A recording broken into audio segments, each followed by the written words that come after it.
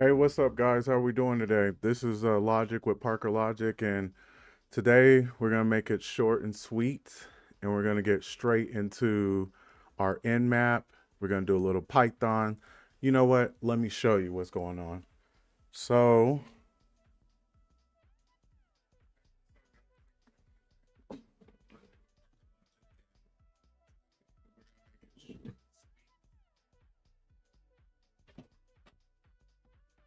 so as you can see, um, this week we're gonna work on Nmap with HackTheBox, and then we're gonna do the sub domain enumeration and based off of learning subdomain enumeration, it's not that complicated, guys. Don't let the big name fool you. I'm just saying that because it did for me at first. I'm like, what? What is this? It's easy. And then with that being said, we're gonna work on. Uh, we're definitely gonna do ignition, and I'm gonna demonstrate subdomain enumeration a little bit further. We might do Jenkins depending on how smooth that goes, but they're both just kind of showing off some really cool key concepts, and they're from the starter point.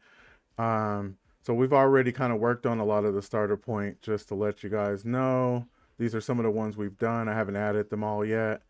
We did what bash last week. It's blue because we didn't get root. We did get user after a couple hours. But we definitely didn't get it 100% done, and that's fine. This isn't about being perfect. Yeah, I definitely got to talk about that. This isn't about being perfect. This isn't about, you know, a quick little walkthrough. This is about actually showing you what happens when you're actually a beginner and you're enumerating through the boxes. And that's why I made this page so you could see it raw. With that being said, there may be some times where we don't get everything done, and that's fine. We'll be all right. Um, so uh, after that, I'm going to demonstrate a little bit of curl because I just think it's important and we can't keep leaving it out. And then we'll at least go through Python loops. Now, if we make it through the other two, that's amazing, but boot.dev don't be playing around. So anyway, further ado, let's get this going. I think I'm going to start off with doing the sub enumeration. I just wanted to show you that I've made a team. It's called Logic Raiders. And if you ever want to join it, join my Discord and talk to me about it. It's just a hack and chill. We ain't, there's none of the super like try hard stuff. If you are that person, that's cool. You know, you can help us all out, but we just want to get, I'm just trying to build something where we can, unite and just learn together and, grow together. So, anyway, I'm gonna close this down for now so we can work on our uh, subdomain enumeration, which I think is probably more important. So let's head on in there. Uh, no one. I won't be using Windows. I mean, if you're saying as far as my setup, yes, I'm using Windows. But as far as like, um, what the boxes we're gonna be doing, it's gonna be Linux. And I truly believe that if you're just starting, Linux is what you should be focused on. It's just my opinion. I mean, everyone has their own opinion. But so let's start the attacker box, and then let's start the machine, and then in between then, let's chill. You have any more questions for me, Juan?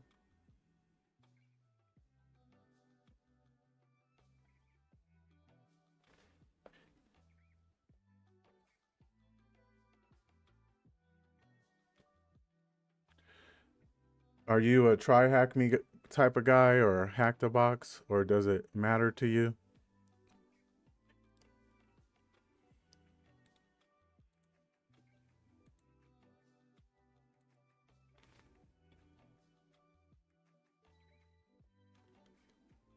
Yeah, that's always amazing.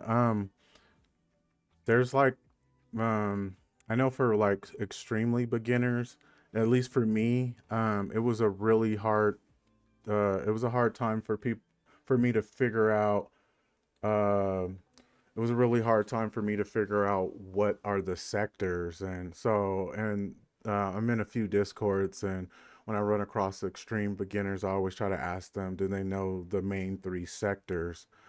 And that is mainly defense, offense, and then GRC, which is governance, risk, and compliance. So they do like more of the auditing and the policies. In the internship, I do GRC, or I've done GRC policies, but I don't think I would ever want to do that permanently. But yeah, so but this channel specializes on the offense side, because the more I was in the internship, the more I started to realize I love offense, and it's just different. It keeps you on your toes, um, stuff like that. So anyway, let's get started. Subdomain enumeration is the process of finding valid subdomains for a domain. Um, I wanted to say something real quick before I even continue. Is when I just did a box today, an active box, and I learned this very, very important way to find subdomain enumerations, which pushed me to even want to teach this even further. So this is actually way more important than I used to think of it. Um, but why would we do this? We do this to expand our attack surfaces to try and discover more potential points of vulnerability. We will explore three different domain enumeration methods: brute force, open source intelligence, OSINT is what we call it, and virtual host. Uh, let's go to start the box. And hold on, I got this do-rag a little bit too tight. I actually have somebody asking me about that. Like, what is that on your head? um, he was from a different country, and it's just what we wear to make our hair look a little like black folks, African Americans. We wear it to like, it's for waves or to like keep our hair down. I just wear it because it looks good. But anyway, let's see. Let's keep this going. So I'm gonna try to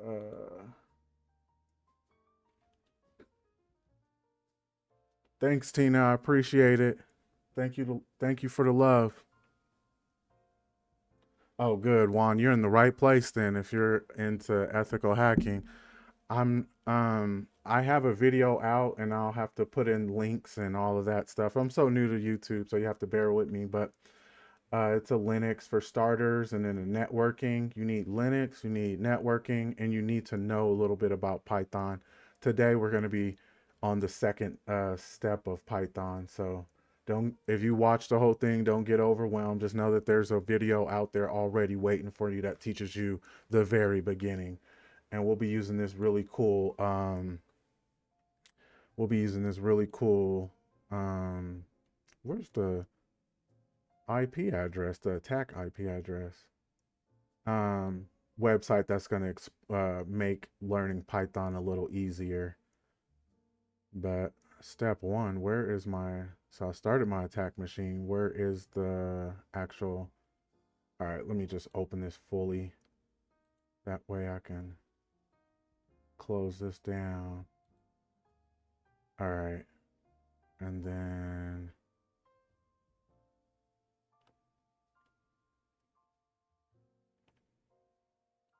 it's really weird for me because um, for Hack the Box, it's just sitting there waiting for you. All right, let's just do what is a start the box and move on to the next task. What is a subdomain enumeration method beginning with B? Oh, so we already know that. We just read it, brute force. So that's the answer to that. They probably have it for me, but I just gotta keep going. The enumeration started with O, OSINT. Oops.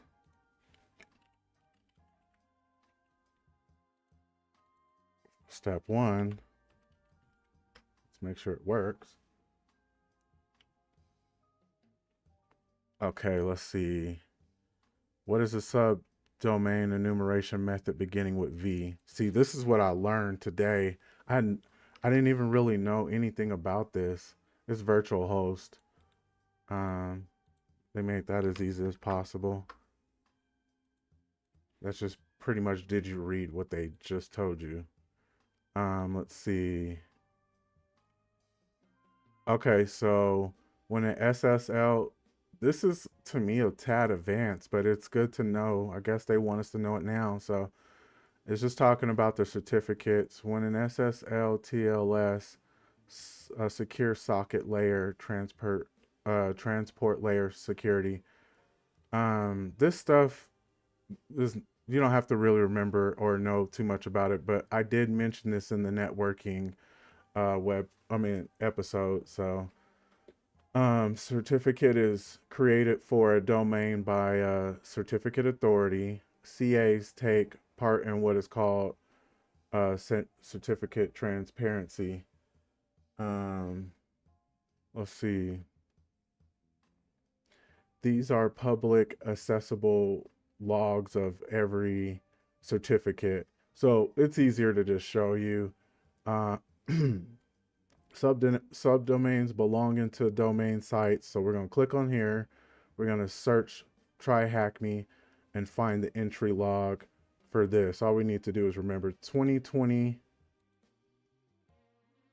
12/26.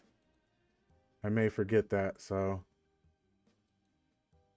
TryHackMe.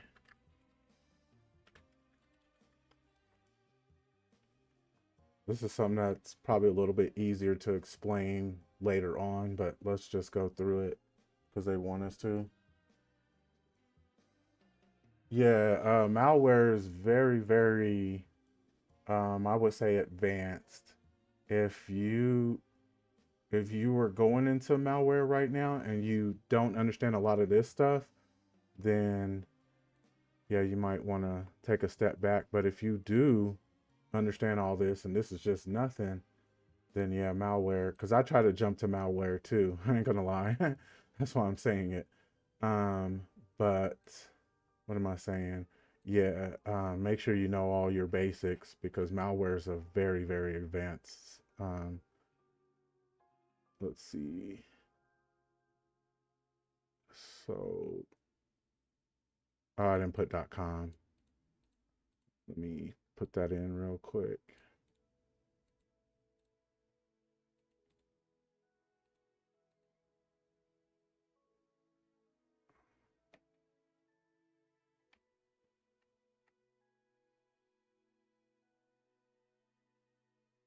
Oh yeah, that is definitely. I play Fortnite here and there. And by the way, what's up, Water? Thank you so much for coming through. I just do non-builds, and I can't get any of my friends to play it, so I haven't played it recently. They want to play Apex. So, anyways, we're gonna go to 2020.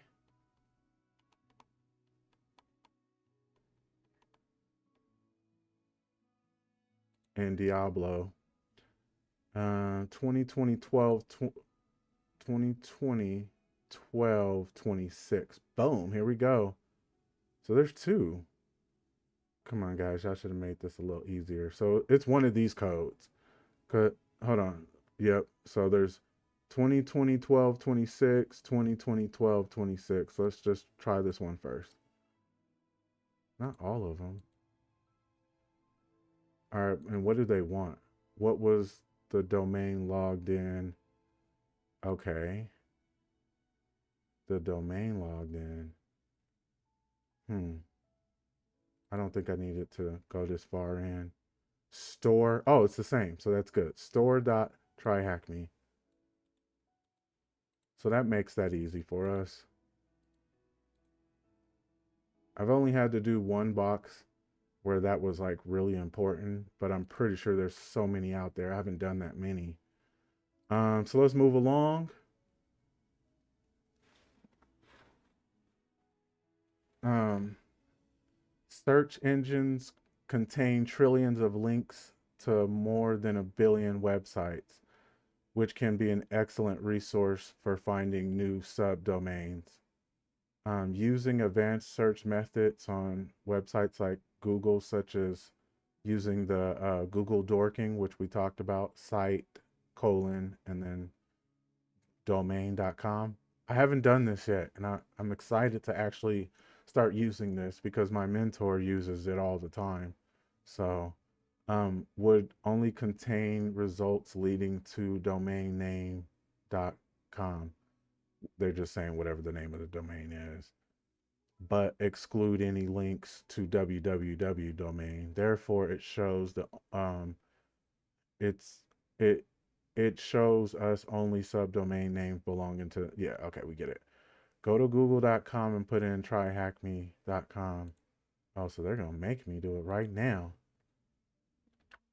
Try, oh, but we gotta put site and then like that, and then tryhackme.com.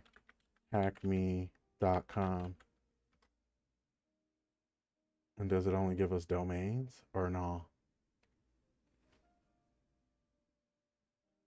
Let me make sure I did that right. What's up with the asterisk? Do we have to put that? Let's try. Let's go back and do that real quick. So star. Let me see. All right. Star. That way you guys won't be looking at me look at every screen. All right, boom. It's the same. So let me make sure that's right. Do we have to put the dot domain? They put it. So let's do that. I just want to get it right. Oh, it's still the same results. It's starting to seem like it doesn't mean anything. All right, so we get the point. What are they asking us? What is the TryHackMe domain subdomain beginning with S discovered using? So we see that we have login, we have free TryHackMe set training activities, and I'm gonna show you what this actually looks like in a second. Let's see if let's just go to it. So you see how this is right here. It's supposed to be right here though. It's supposed to be sign up dot TryHackMe whatever. But we get it. The answer is sign up. As far as I'm concerned, it's sign up. Um, hmm. Hmm, hmm, hmm, hmm, hmm.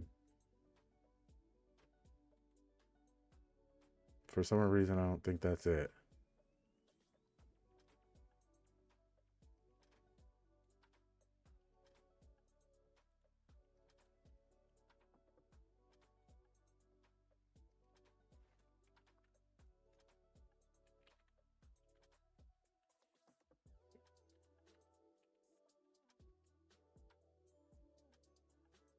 Oh, see, now we see business, we see help.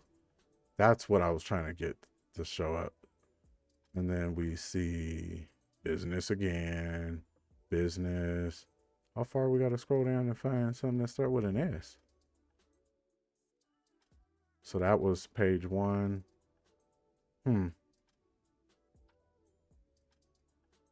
Store. There we go. Boom. It's store. We can just type that in. So store. And then tryhackme.com.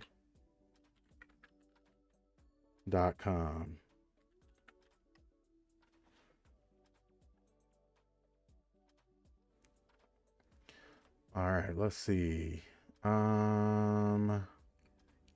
Brute forcing. Brute forcing DNS, the domain name system. Enumeration is the method of trying tens, hundreds, thousands, or millions different possibility subdomains. The only way I know how to do this, and I just learned, is through using something like GoBuster vhost. Oh, but that's right here. So, okay, let's continue. from predefined lists commonly used subdomains. Because this method requires many requests, we automate it with tools to make the process quicker. In this instance, we are using a tool called DNS Recon to perform this. That's crazy. Never heard of this. Let's keep it going. In this instance, we are using a tool. Okay, click View Site.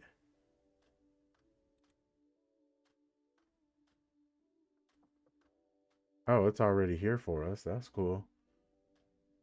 Start the simulation, then answer the question.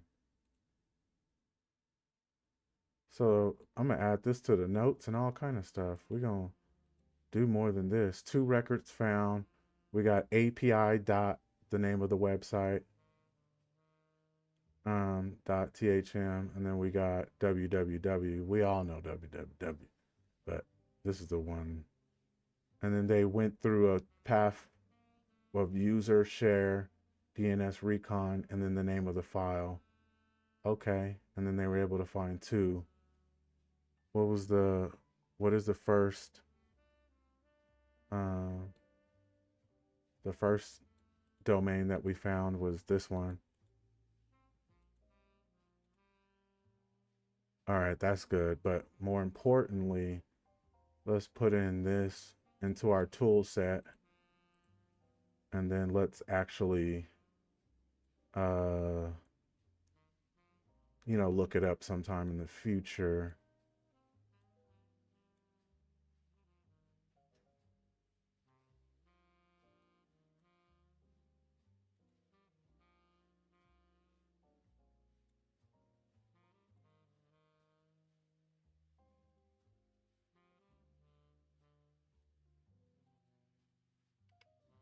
I just don't want to lose the name of what this is called.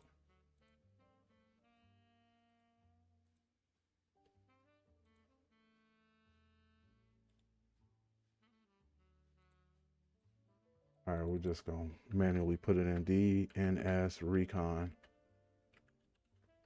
All right, that's cool. We can actually close this down too. All right, let's keep it trucking. Let's go. So this is an automation sublister, which is cool to me. To speed up the process of OSINT subdomain discovery, we can automate the above methods with the help of tools like Sublister. Click View Site and run it. I'm trying to close this down. They need to realize I can't have all this open. Let's just get it done. Oh, okay. So sublister.py, that lets you know that it's using Python. Another reason for people to pay attention to Python, because there's a lot of tools that are used from people customly making Python uh, automation tools and putting them out there open source for the rest of us. And this one is called Sublister with the argument of dash, or with the option of dash D, and then you got to put in the name of the website. I actually want to try this so bad. All right, let's run it. Oh, and it's a cool website too. I love tools like this. So it looked like it used this one I've never heard of: Yahoo, Google, Bing, Ask, whatever that one is. I forgot, Ask Jeeves or whatever. And then these ones never heard of. Look, it uses certificates. So that's good that they taught us a little bit of certificates. And then what is the first domain discovered in Sublister? That's right there. Easy peasy. We're already almost done with this.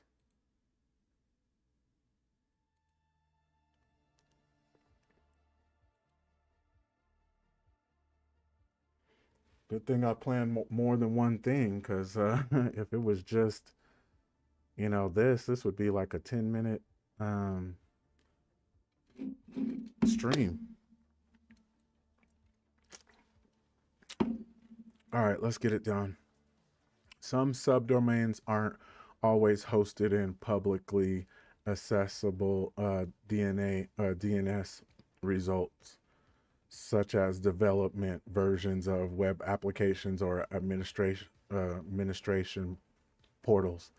Instead, the DNS record could have been kept on a private DNS server or recorded on the developer's machine in their Etsy host or Windows System 32 driver Etsy host.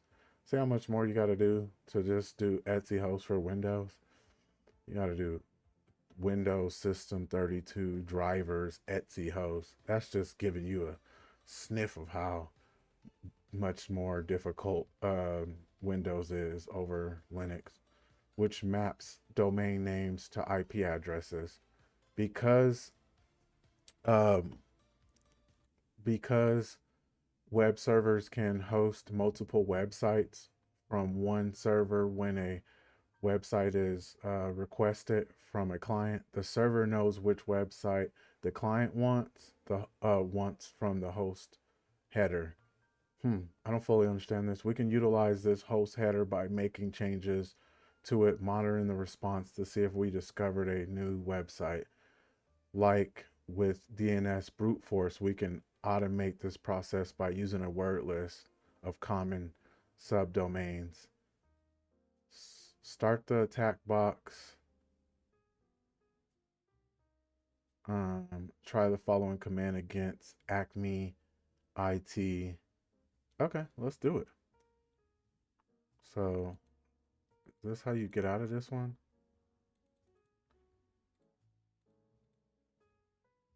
I guess I'm just stuck there forever. It is what it is.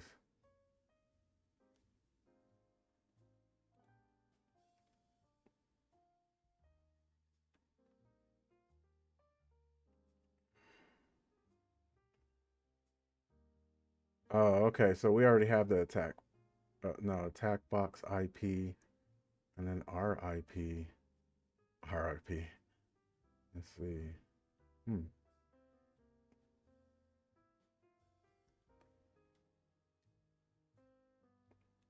still trying to figure that little part out, which is kind of important. So they want us to fluff.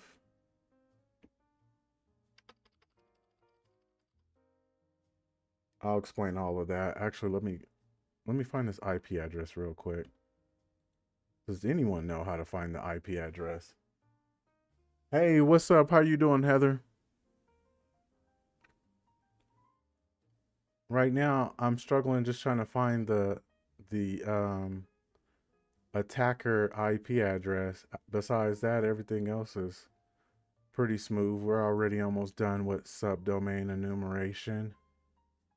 Do they give it to us or no? Did it skip me? Is it right here somewhere? Start machine. So that's for me. And then whenever I started this machine, it's something super easy as usual.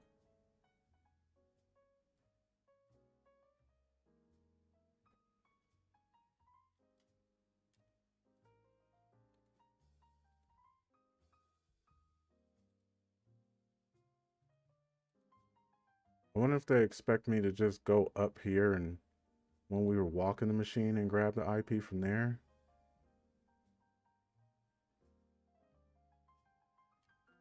Somewhere I need that IP address to pop up.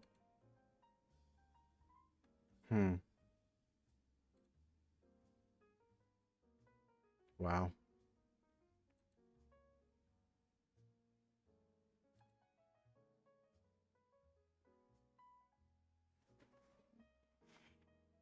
The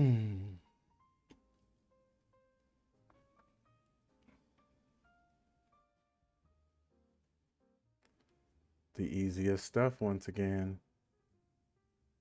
All right, I'm just gonna put in whatever IP address I feel.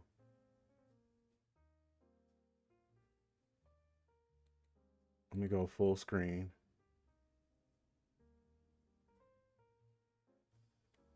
And then it's this. It's gotta be. So let's at least try it. Won't hurt. 10, 10, 2, 2, 2, 7.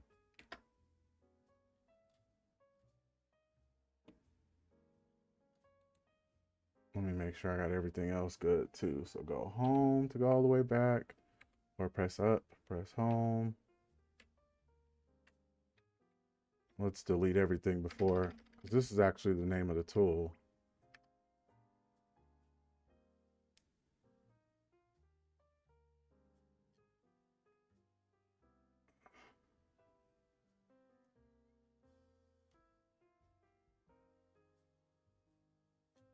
Oh, so it's already, okay, yeah. It's already right here. So the host is, and then this is me. Okay. I'm on the same page now. So let's see.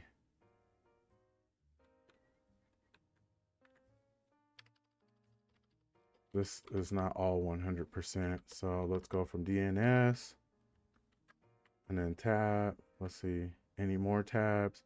Oh yeah, so name list is there. As you can see, it's right here.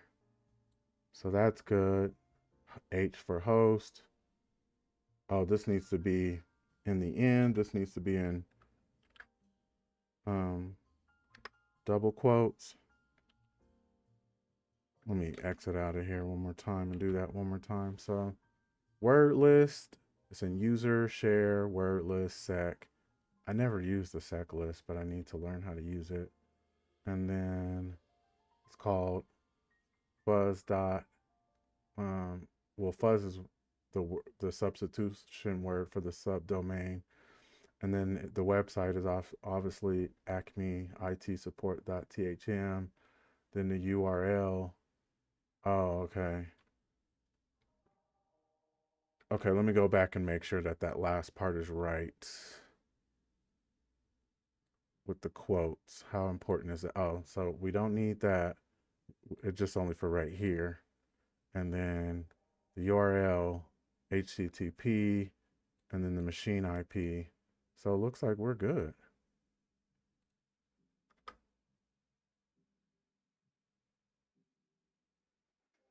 But absolutely nothing popped up.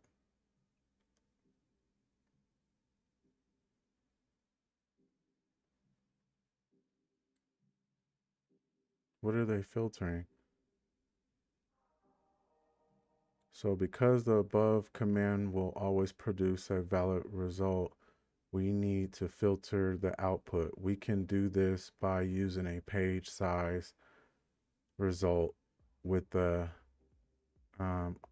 FS option. Edit the below replacing size with the most occurring size value. The problem is we didn't get nothing. So we did a get. Let's see. We received response statuses of 200. So there's some 200s out here, which are good. And then 204s, which is still good somehow. And then redirections, 300s. And then not found or denied, 400s. The problem with all of this is where is the results? And I always have a problem trying to find the results. Um, hmm.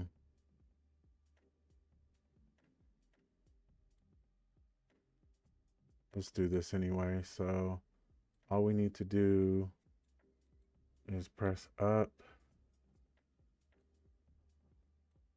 And then at the end, put dash FS.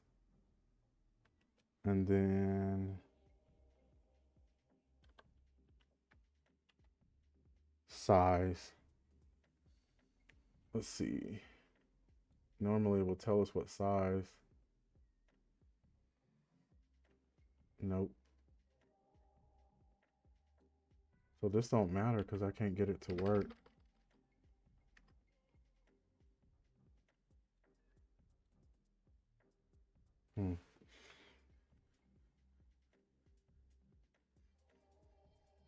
The above command should have revealed 2 positive results that we haven't came across.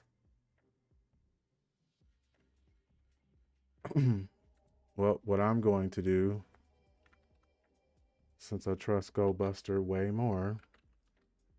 And it's pretty much the same if you ask me.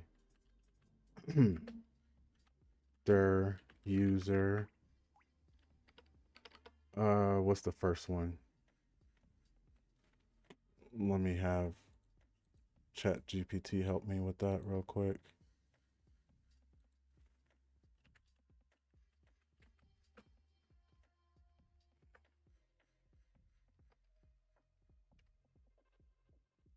What is the name of this? 10.10.22.27.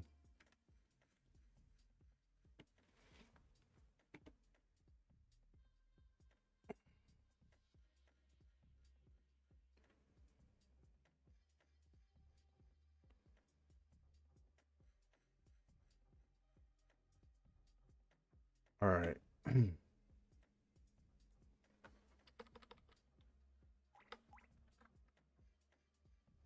So what we let me show you real quick. Oh, these are two different things because this one and this one, is this the same? Okay, so all right. Anyway, I like to use the way smaller one because we just don't have all day for this. And I've learned a good path, which is the common text path.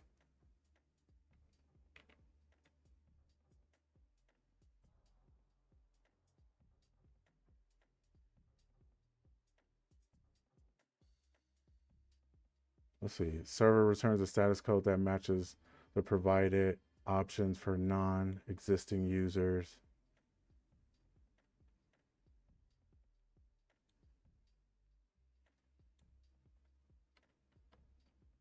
Oops, what am I doing? We need to put in Acme, whatever the name of that site is called. Let's go back and check it out. The name of that our website is called Acme.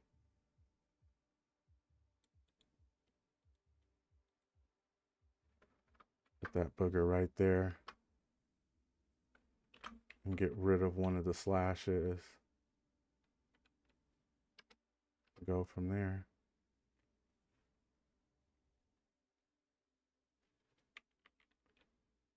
Get rid of this HTTP. Let's see if it'll work. Oh, they purposely blocked GoBuster because they probably knew someone like me was going to try to do that. Anyway, so we get how fuzz works. The fact that let me try it one more time.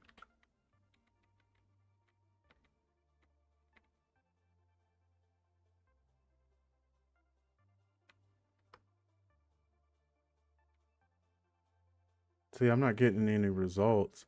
It was just like instant results, but in between that, I didn't get anything, and I don't like that. So let's try another one of these real quick. Let's try a bigger one and see. How did we get all 19 errors, or 1,907 errors? Let's do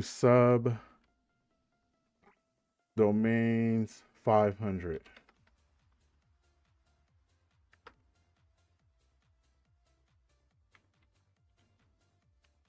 This is the only one I really know anyway, but they're all just automatically. What? Why are they all doing that? That's weird to me. Well, I'm not going to be stuck on it forever. If you guys find out what the answer is.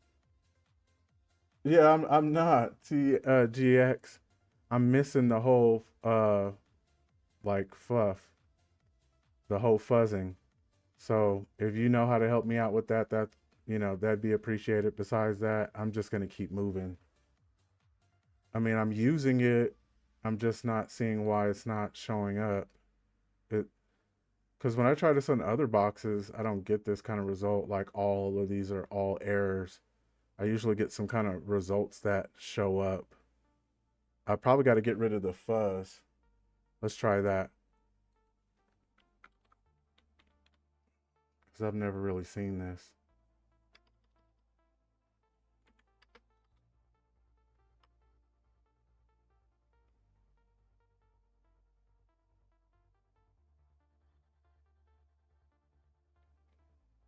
I got some different results. Yeah, so it is what it is. I have to go back and do it some other time. So with that being said, let's actually move on to the hack the box side.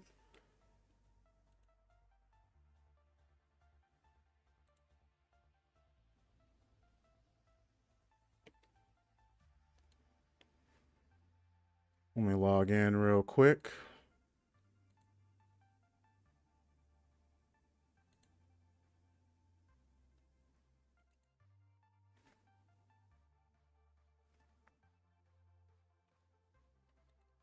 Yeah, I know I got something wrong with that command for sure, but like I said, I'm not about to sit on live and try to figure it out for 25 minutes.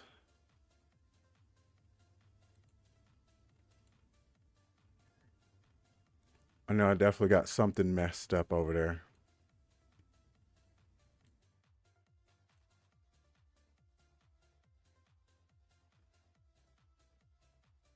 Okay, so let's get started and go to, oh, we're supposed to be in Academy.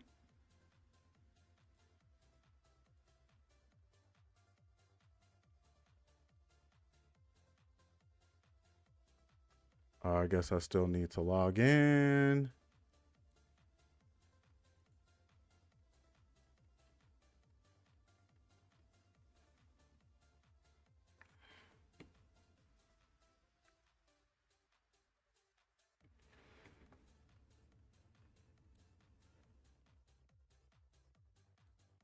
Yeah, I've learned through my first few like 10 streams that I'm not gonna sit around and like cry over spoiled milk anymore. TGX. So I just, you know, do as much as I can, and if I'm missing one little small thing, then it's fine. Because if someone's following along, that gives them the chance to do it on their own and, you know, figure out what I didn't figure out for them. But I just want to make sure that people at least see it in action. But yeah, there's definitely something wrong with that command that I didn't do, and I need to figure that out, figure my life out. But so let's go. So we've already used Nmap a million times already, but I definitely wanted people to get a deep dive, at least on some more of the different concepts. So we know about enumeration, and this is one of the first things that you have to do. Um, let's see. The tool is one of the most used tools by network admins and IT security specialists. It is used to audit the let me turn this music down real quick. It is used to um, audit the security aspects of networks, simulate penetration tests, check firewall and IDS settings and configurations, types of possible connections, network mapping, and all of this. So, the net Nmap architecture offers many different types of scans, and this is why I wanted to go over this. I just wanted my beginners to understand that, like, you do host discovery, so you see how many different laptops, computers, whatever are there. You do it for port scanning, which you've seen me do a lot. And then there's service enumeration and detection, OS detection, scriptable interaction with the target service. I think that's kind of when you're using like the Vone script Vone, the kind of it kind of lets you know some attack surfaces that you can use. Um, And then they're just showing you the basic how it looks. So, and then of course nmap dot dash dash help. For example, the TCP SYN scan SS. You need to know a little bit of the networking to understand that is one of the default settings unless we have defined otherwise, is also one of the most popular scan methods. And I've never even used this yet. So this scan method makes it possible to scan several thousand ports per second. The TCP scan or SYN scan sends one packet to SYN flag and therefore never completes the three-way handshake, which results in not establishing a full TCP connection on the. Okay. So I guess we're going to be using that one just, you know, just to check it out. And that's complete. When we need to conduct an internal pen test for the entire network of a company, for example, then we should first of all get an overview of which systems are online that we can work with. To actively discover such systems on the network, we can use various Nmap host discovery options. There are many options Nmap provides to determine whether our target is alive or not. I mean, you can do a ping almost, yeah, because this is a ping anyway. The most effective host discovery method is used as an ICMP echo request, which we will look into. It is also recommended to store every single scan. This can later be used for comparison, documentation, um, and they're going to show. Now we're going to kind of go over how to save on here versus how I've been doing it with just like the redirection. It is always recommended to store. Okay, yeah, weird. So then they're showing sudo nmap sn, and then I know this is to kind of get a store, and then they're grepping 4, so they're trying to grab the letter 4, and then they're cutting blank spaces, and then they were able to get this. I kind of showed you guys how to do the cut and the grep command and the pipe command in my Linux one. So anyway, target network range disables port scanning. This is, I believe, some sort of evasion. Yeah. The scanning method works only if the firewalls of the host allow it. Otherwise, we can use other scanning techniques to find out if the hosts are active or not. We will take a closer look at these techniques in the firewall and IDS evasion. Scan IP list. During an internal pen test, it is not uncommon for us to provide with the IP list of the hosts we need to test. Nmap also gives us the option of working list, reading the host from the list instead of manually defining or typing them. Such a list could look something like this. Cat host.list. And it's just showing you all the IP addresses. If we use the same scanning technique on the predefined list, the command will look like this. Sudo nmap, skip that, and then save that, and then host list. Disable ports, and then the OATNet stores the results in all formats starting with the name net. So the nmap is really huge. Performs the IL performs defined scans against targets and provided host list. In this example, we see that there are only 3 hosts. 3 of the 7 hosts are active.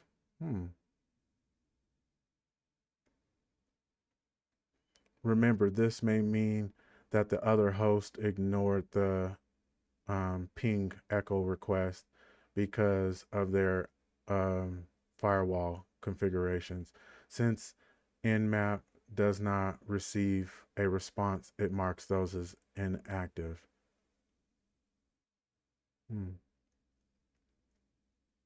That's actually really important. I want to learn this one.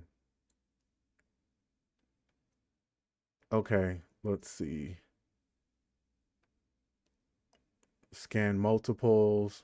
You just put one after another. I'm not going to go over every single thing. For host discovery, if these IP addresses are next to each other, we can also define the range in the respective octet. So they're just talking about this extra. Oh, so you can scan all of these within this one right here. So you can just put 10.129.2 and then you could just put the last, the one of the numbers dash to whatever to check 3 of them at once. Oh, that's cool to know. So far during most of the boxes we've been doing, the easy boxes, it's really just been one host. So we don't have to do all of this, but when there's like 4 or 5, it would probably be cool to do that. I don't know how many people are actually using that, but it's definitely just some extra options. Let me try to see if there's anything like that stands out. Host discovery. We see here the Nmap um, does indeed detect whether the host is alive or not with the ARP request. I don't want to go through ARP. It's important, but not for a beginner. You don't want to be drowning with that information. So this is just doing another host discovery. So I'm normally right now just doing this, and then putting the name of the, so let's see, based on the last result, find out which operating system it belongs to. Submit the name of the operating system as a result.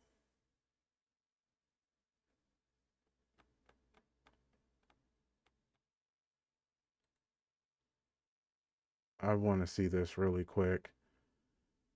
And then we'll probably go over the port scanning and then we'll get to the Python because I kind of don't want to drown people with all of this.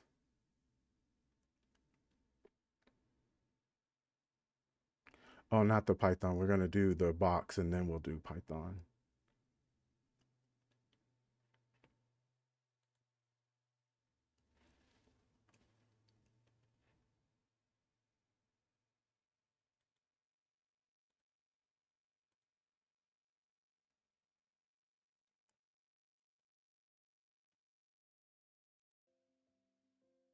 All right, here we go. Let's try this out real quick.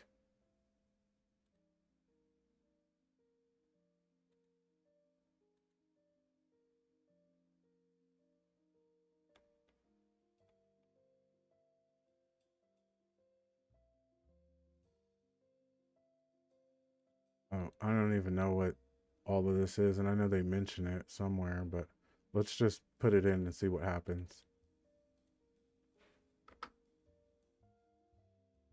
Oh, so it's giving an echo request. So it's pinging from here to the target. So from us to the target, and then it's giving an echo request. Then it's showing all this information. So it must have pinged, because I think normally 64 is, yeah, 64 is normal. So then this had 5 pings, or 5 routers involved. Host seems down. If it is really up, try using PN. So what are they asking us? Submit the name of the operating system. 64. 64 is Linux. Double that is Windows. Double that is some sort of private or some sort of routing service. So 64 means it's Linux.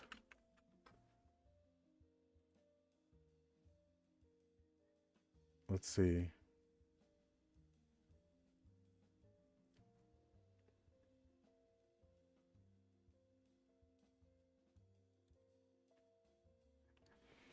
Hey, what's up, Jugi? How you doing?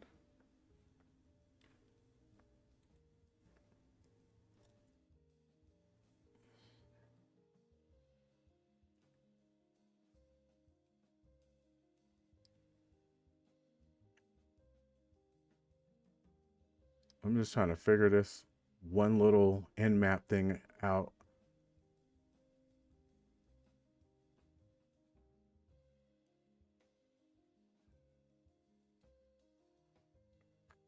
because it feels like learning all of nmap at the beginning could be a huge rabbit hole. It's important though, don't get me wrong, but I, I'm quickly realizing if we learn every single thing that people's heads might explode. So just wanted to make sure people understood that there's host discovery and then there's port discovery. That's it, really. Um, let's see what it say. The information that is a TTL. There exists a lot of different overviews with different protocols giving us an overview of which TTL. Yeah, so I thought I must be wrong with my TTL values. Let me.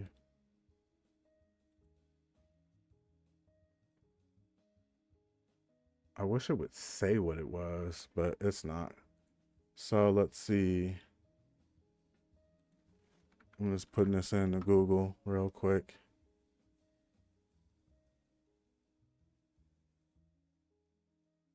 I'm right.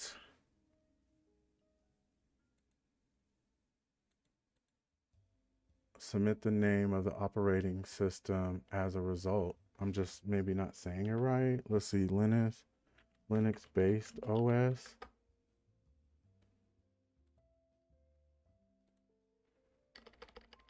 It's definitely Linux though.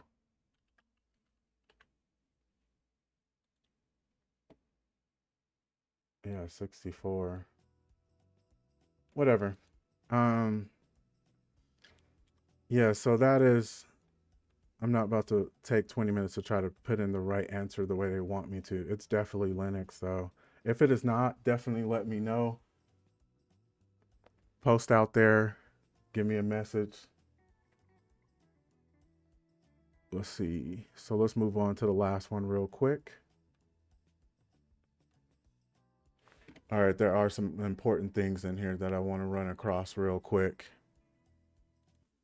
So, host and uh, port scanning. So, it is essential to understand how the tool we use works and how it performs and processes the different functions.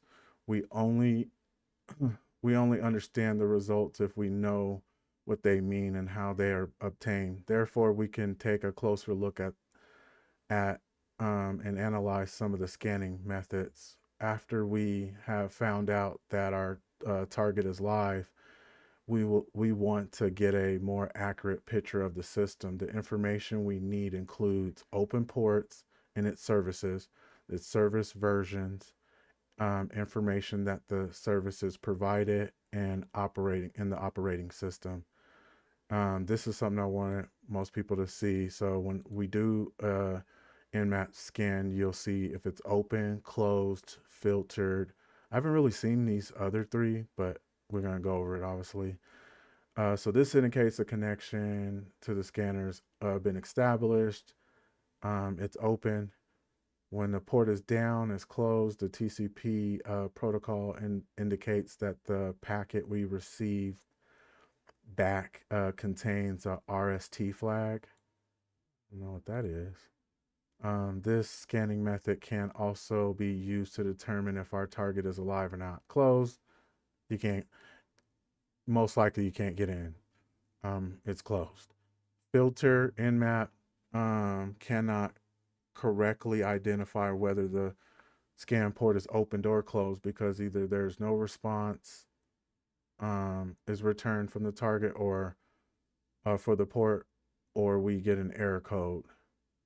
Unfiltered, a port only occurs during a TCP ACK scan and means that the port is accessible, but it cannot be determined whether it is open or not. So it's almost the same, just ACK. Open filtered. If we do not get a response for the specific port, Nmap will set it to that state, so it can't get a specific response. It's open/filtered. This indicates that a firewall or packet filter, so firewall, closed firewall. Let's see.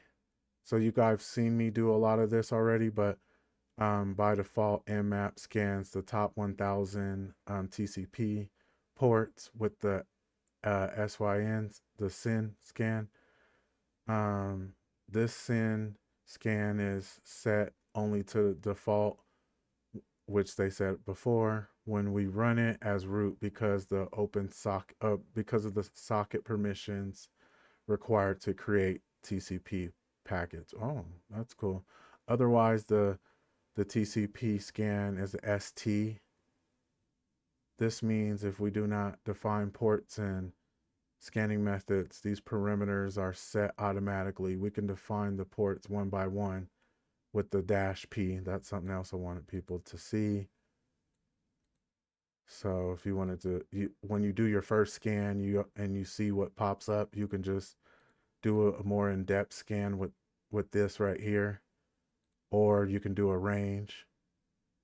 I've never used this one. By top ports --top -ports equal 10 from the Nmap database that have been signed as most frequent by scanning all ports. And this is another one. Scan all ports is that way. By also defining fast port scans, which contains top 100 ports with this one right here. So here we go. They're showing this one's closed. FTP port is closed. SSH is in. It's open. Telnet's closed. SMTP. So just by looking at this, you can tell that you can attack their website, and then you can try to get some credentials and get your way in. SSH remote your way into their personal computer. All of that is closed, all the servers and blah, blah, blah. And then POP3, I think that's like post office. And then, I always forget what it is. What is it? Small transfer or something, small mail transfer protocol. I'm not 100. So anyway, that is mainly what I wanted you to see. Everything else is probably like explode your head overload. So we'll continue deep diving into that, but that's all I wanted you to see for now. If you want to finish the module, be my guest, do your thing. But what we're going to focus on is so now we're pretty much just going to put all that into, not all of that, but some of that into action by doing a small box. Today we're just only doing a small box because I want to do a little bit of Python and then get on out of here. And then tomorrow we'll actually do some, enumerate some real boxes. And the box that we're going to do today is, let's see. Let's get her going. All right.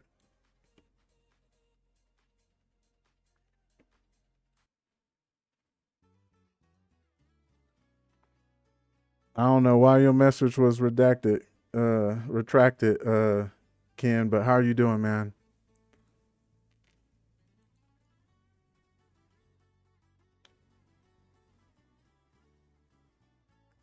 I hope you're out there being nice.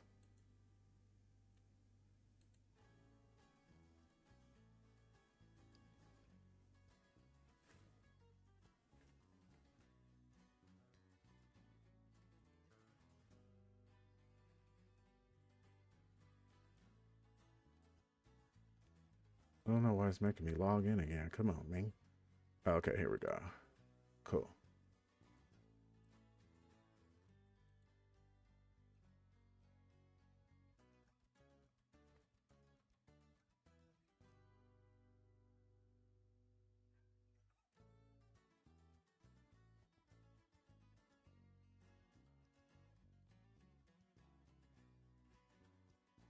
I'm gonna tell you a secret, Water. Everything on Hack the Box as a beginner is hard. I'm a beginner, so that's why you see me struggle on a few streams on some of the, like if you're a pro, you probably are yawning with some of these boxes, and that's cool, good for you. But for us beginners, Hack the Box is definitely not for the, extreme beginner.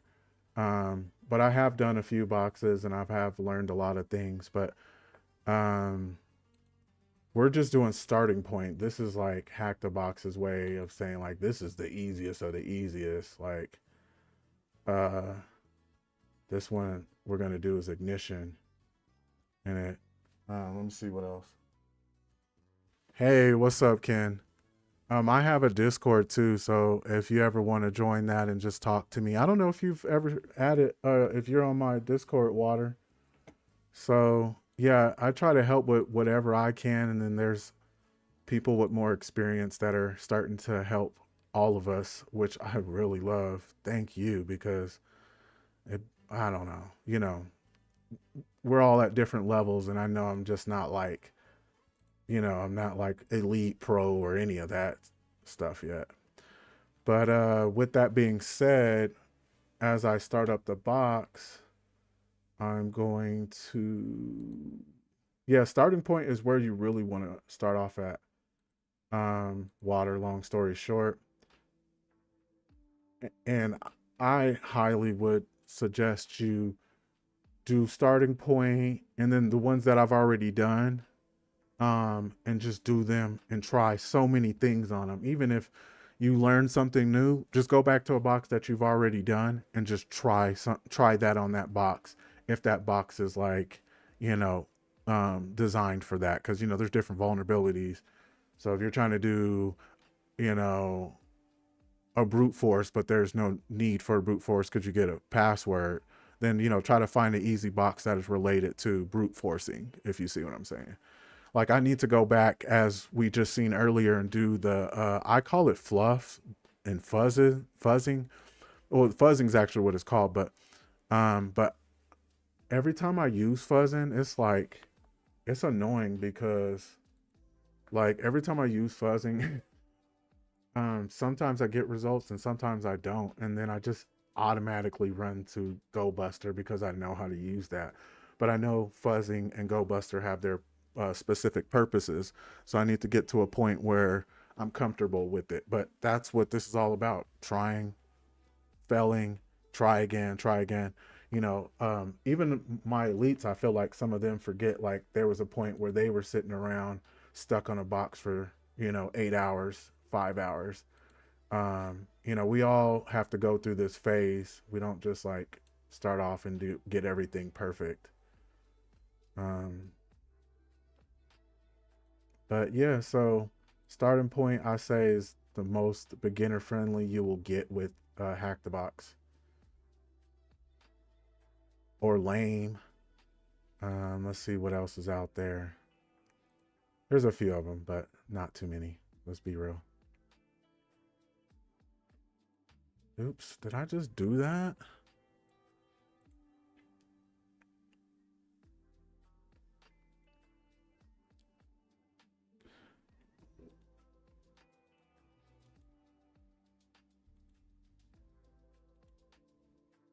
And then I'm just goofy already. I'm already the type of person that trips over stuff, trips over my own feet sometimes. So you're definitely gonna get to see this as I'm doing these boxes live. Okay, so let's go back. Where is starting point at? I have too many boxes open at once. Okay, so we have this. Oh, spawn machine. There we go. Okay, I already have an active machine. I need to close this one down. That's the thing too. That's the thing to know when you're doing starting point, you have to open up their starting point pwn box. If you open up any of the other ones, you're gonna make a mess. Just like when you're doing your own, the seasonal ones, you got to do that when you get the point. Pro Labs, Fortresses, or just a regular machine. So you got to know how to stay within where they want you to stay.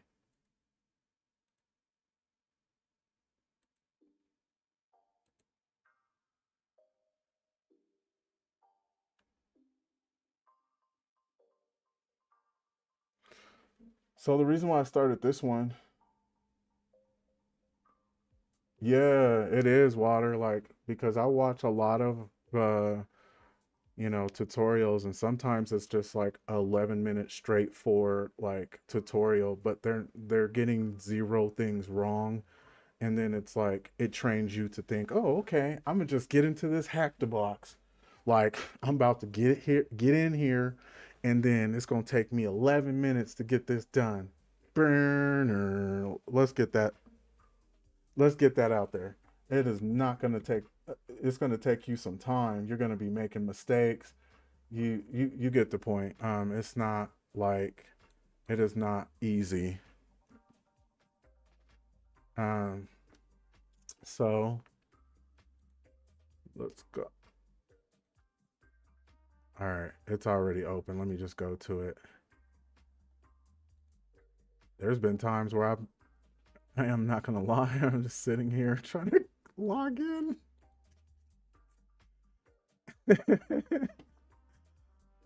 Like you guys seen me do with TryHackMe at the beginning. It is what it is. I no longer put any like pressure on myself for this anymore. You just either get it or you don't, and you just keep pushing as you go. So let's open up our TMUX. Let's open up two. All right. So the main thing that I wanted to show with this is let me go up to the top. I wanted to show you something that it's like adding in subdomains, which is how this ties together. So let's see. First things first. Man, I thought, okay, I don't need that. I'm trying to find the, I don't need to spawn. Oh, I probably do. Why is it still, see, that's what I'm saying. If I terminate this, I'll terminate them all. So they all just want to open up at once. Okay, cool. That's cool. So this is the one that I did earlier, but it's still open. I want to close it.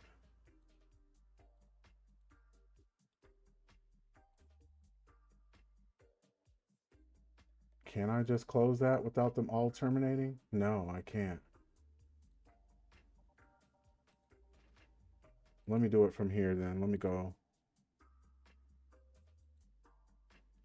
All right. Come on, baby. All right, this time, I just want to make sure nothing else is open. Okay, and now I can open this to the west.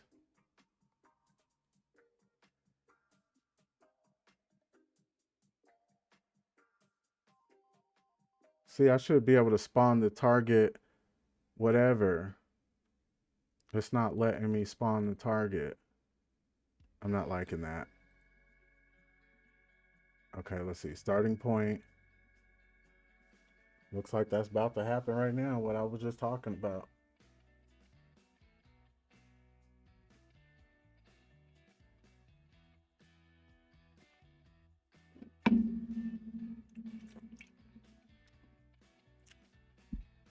Come on, I got 45 minutes.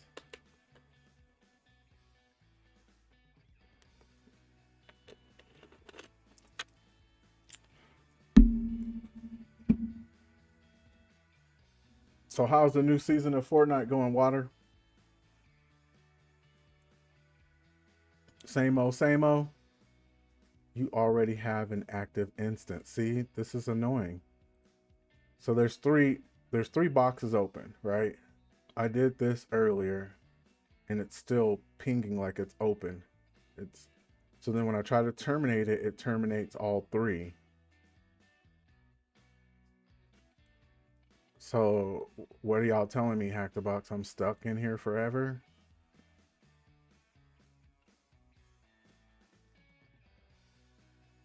Oh, I gotta go over here. And then I gotta actually stop it. Okay, I think I solved the problem. So that's something good for people to know if you're ever stuck in that little scenario. Oh my gosh. All right, we were in starting point. That's how you know I haven't used HackTheBox in a while. I used to be on this all the time. Starting point. Now let's see if I can open this up. Oh, okay. Now that is right here and it's blinking. Whew. 25 minutes later. Oh, really? Yeah. I could play non-builds, but playing builds is just too, like, there's people that are on for 25/7, just stuck on there, and you, as soon as you jump in, it's like you just get disintegrated. So I'd rather hack and learn how to ethical hack and become more efficient.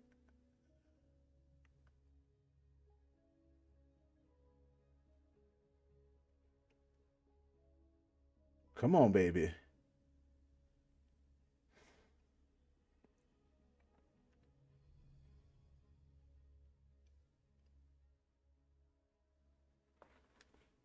Well, at least it's working. Step one, the instance is actually being created.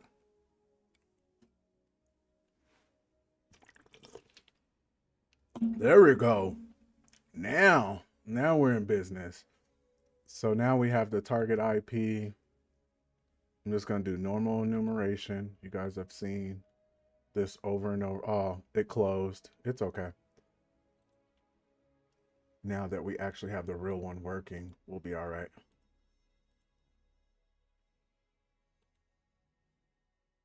All right.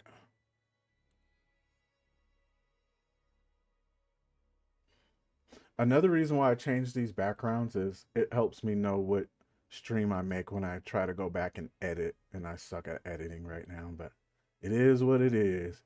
So we already know before I even do the TMUX stuff, we need to go and we've added some new things to our enumeration, starting with weaponizer. So let's put in the actual website. Boom, hold on. Hold on. All right, we're gonna put in the actual website and then boom. And then right away we get this. And so you're gonna get this a lot. And this is why I wanted to show you. So it's like we cannot connect to ignition.htv or HackTheBox, whatever. Okay, cool. So we'll use weaponize. Oh, I don't know, say that word. Weaponizer as soon as we get in. So how do we get in? And this is what this box is all about. Which is, I wish I would have did this and paid attention to it, because there's so many boxes I've been stuck on because I didn't know this thing.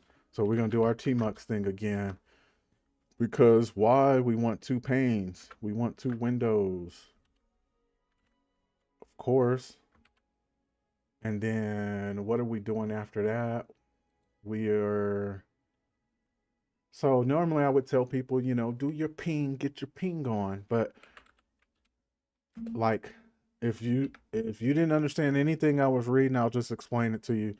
So you can search your host by doing this. Oops. I don't know where. I didn't copy that. They just having me copy all kind of random stuff. All right, right there. So, boom.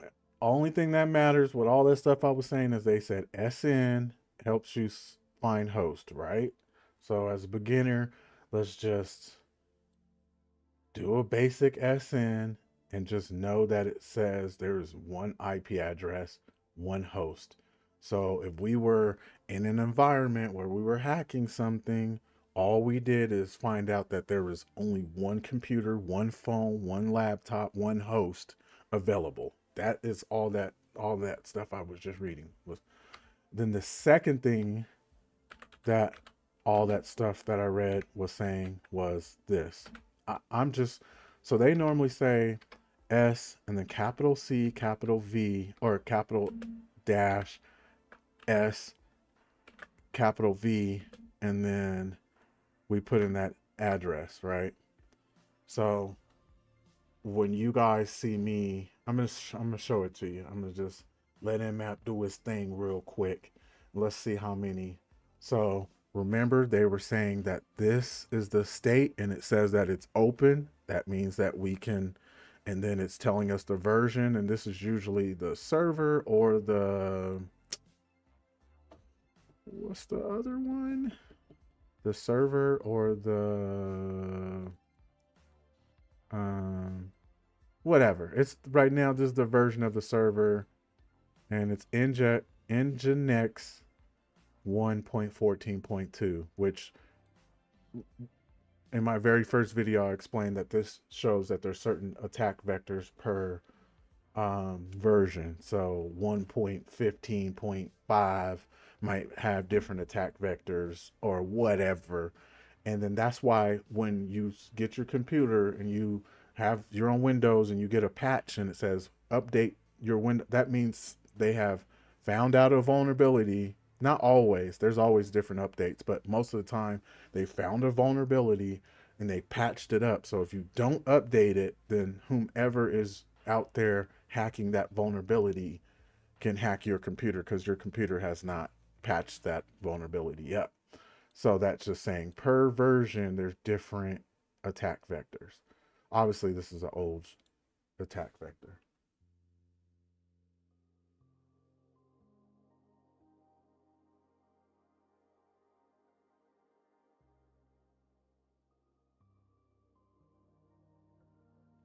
Not ports. They have different IP addresses and MAC addresses. And I explained that in the networking episode.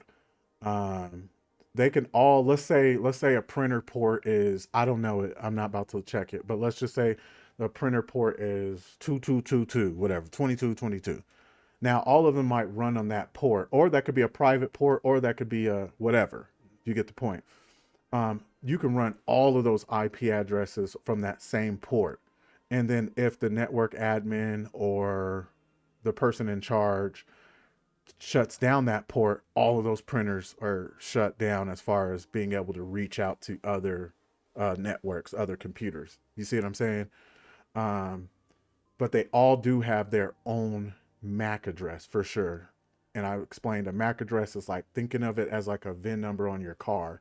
You look at you go to your car, you see that VIN number, that is registered to your car and what makes your car unique and how they can tell your car from any other car. Not the plates, but you get the point. So yeah, so we see that port 80 is open, which is the internet, the HTTP without the old version of the internet, because nobody uses HTTP anymore.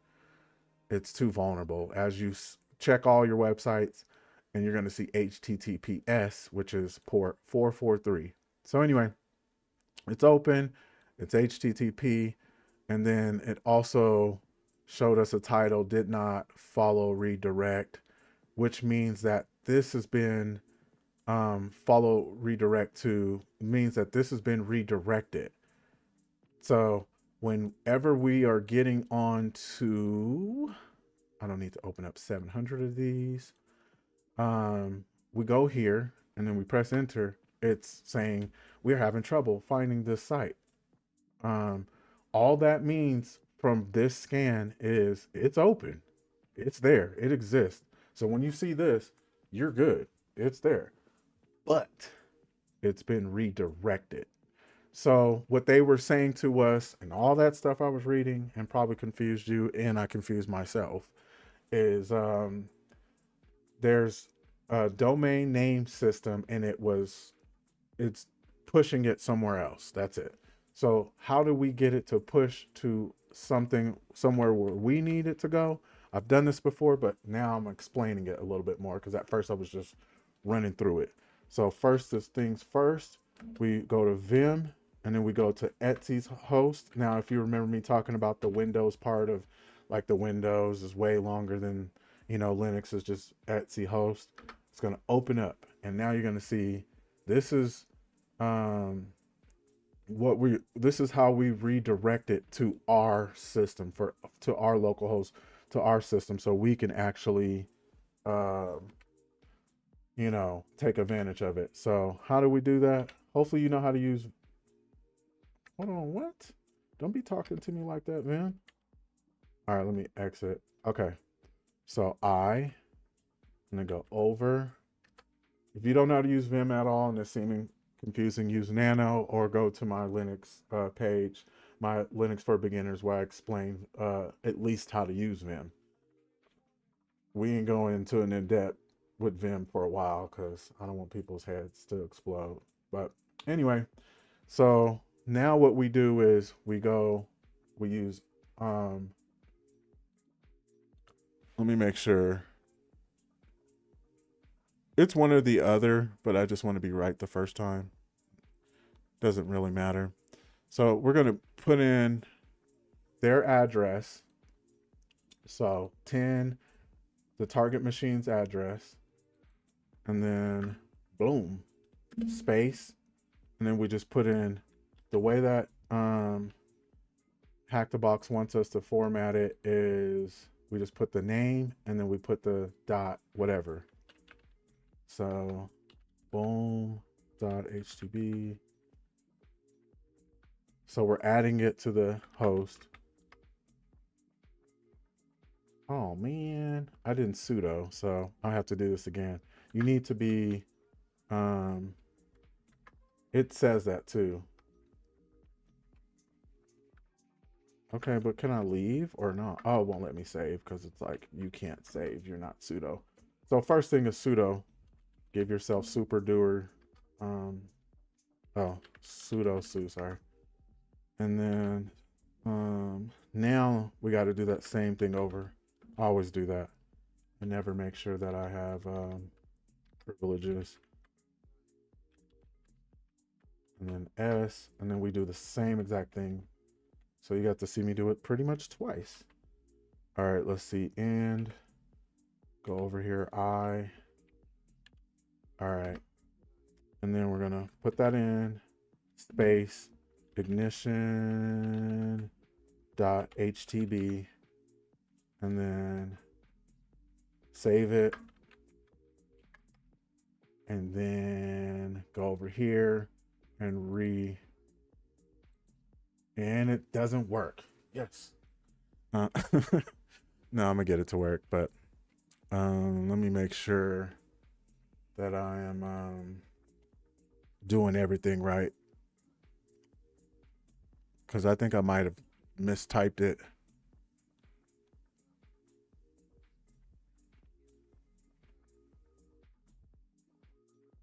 So here's another thing that they want to do, and this is cool. So we're gonna get that working, but they want you to curl things. So what a curl is I believe all I did was miss the HTTP, but whatever.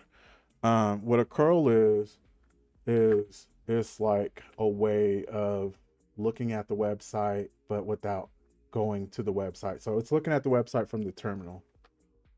See, this is all that printed from that website. So let's see real quick.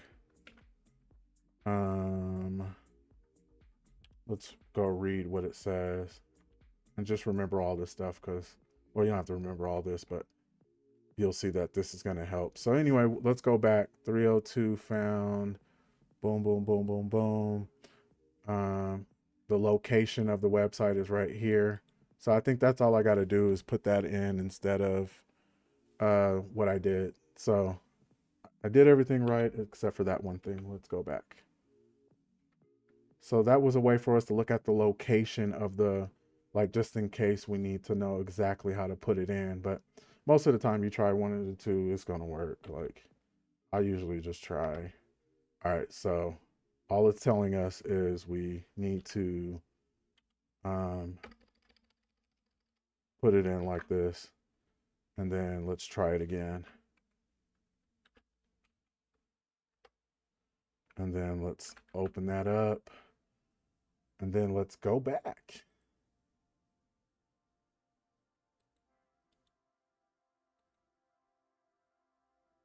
What?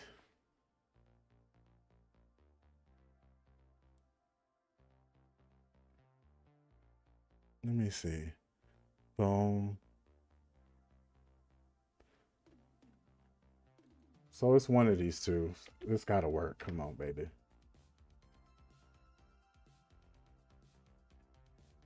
I don't understand why it's not working. Gotta be some address IP issue that I've done wrong.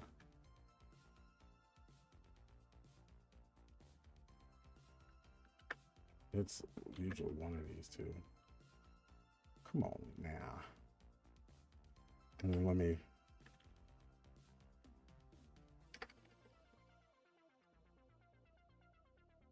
See, now you can see it try to connect, and boom, there we go. Now we're in. So you see all that extra stuff? What apps are for real hackers? HackTheBox. That's why I'm showing you all this stuff right now. Like, if you can do, sorry, let me go back because I want to answer this question for one. If you can go and you can do, let's see real quick. If you can do incomplete, if you can do some of these insane and hard boxes, you will understand everything you need to understand. Like, I'm only going here because I want people to see one thing.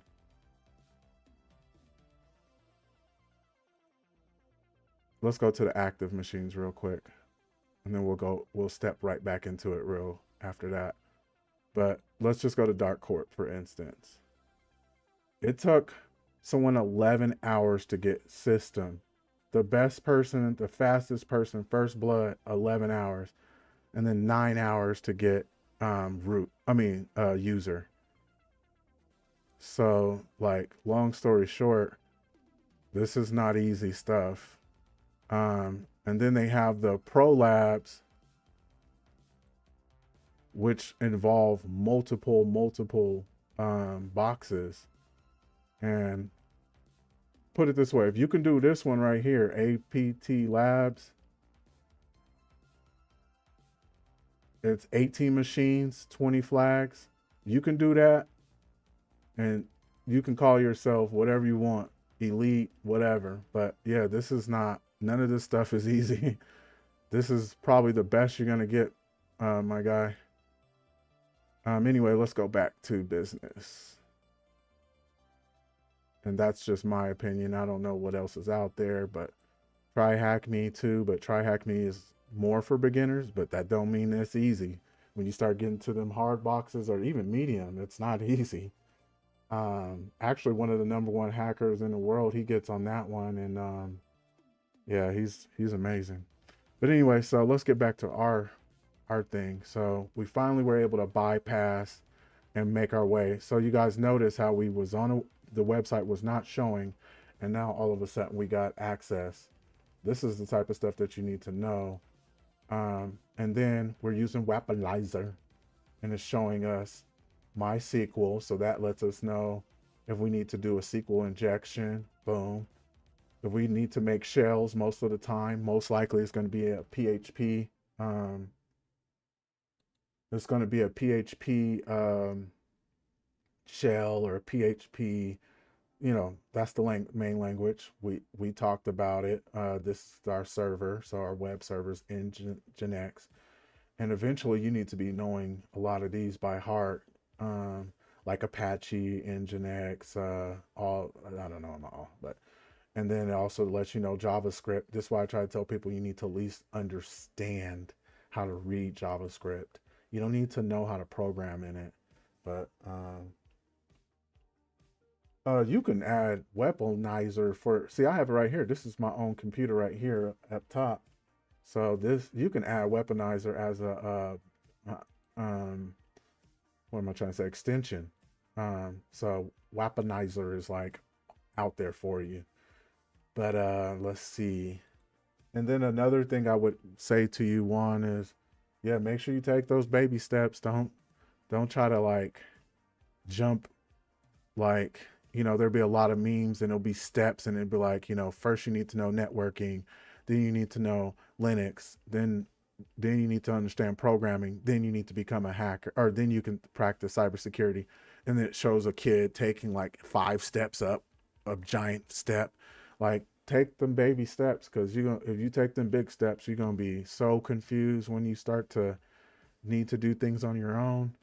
So anyway, we're gonna walk it the normal way we learned from TryHackMe and the way I kind of know anyway. So look at that. That's some funny stuff right here. Whatever this URL is about. This is HTML, so make sure you know how to read that.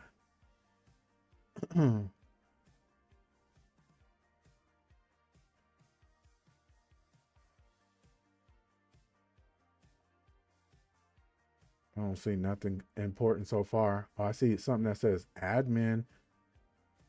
What? Is that like...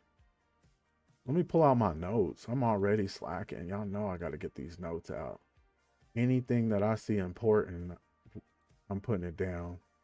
So it's just good practice.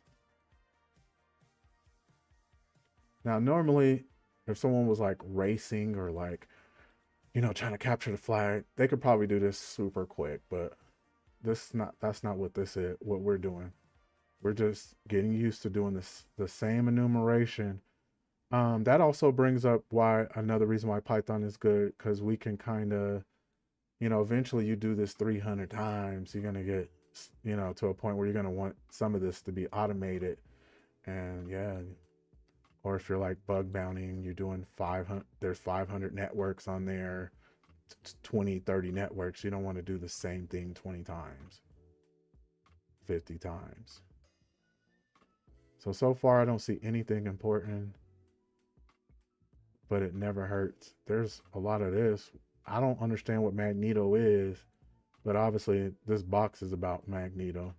So let's go check that out real quick. Which service version is found to be running on port 80? Yeah, let's put some of that stuff in. Sorry about that. I've already done it, so I'm like, so this is the server, or this is the service running.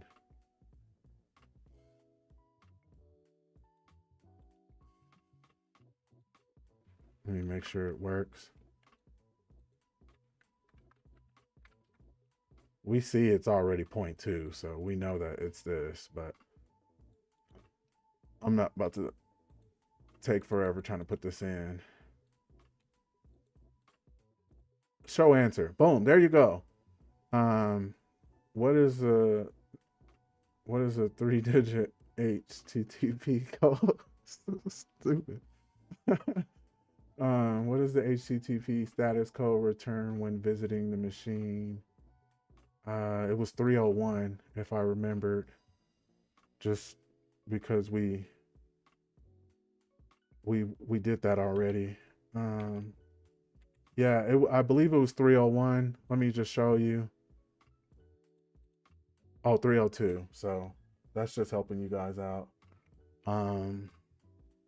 What is a virtual host name of the web page expects to be assessed by? We did that. That was ignition HTTP. So that's what they mean by that virtual host stuff I was reading in Nmap. Just to simplify it, because I be feeling like sometimes they be saying some stuff and I'm like, what? You could have just said that way easier, bro. What is the full path of the file on a Linux computer that holds a local list of domain names to So this is Etsy host, as we talked about. That's why I'm doing this. We've done a lot of this already. All right. Use a tool to brute force directories on the web server. What is the full URL of the Magneto login page? Okay, so we ain't there yet. So we're still doing our basic enumeration. So far, I don't see anything important. But if we see a subdomain, so that's what that's what I'm looking for. Sorry, I didn't tell you that. I'm looking for a dev.ignition or admin. That's the subdomain. The the the domain before. So let me look at that real quick. I kept sidetracking. Let me just scroll through this real quick. If we see it, if we see one, that gives us the next attack vector. Stores.link. We do see that there's something called catalog search. That's all I've been seeing. Checkout cart. So there's a cart. So far, this is it. All right. I'm going to throw this in here. I don't know what this is, but it's mapping itself and some configuration. Mapping just means like it's just expressing itself. It's going through the whole process. So we do see a static version. That's it. No subdomains. So let's get out of here. Let's click on some things. So, oh, here's the cart we see. There has been an error. So some sort of exception printing is disabled. So somehow, maybe that's why it's redirected. There's an error with the cart. So they decided to take it off air so it wouldn't contact us.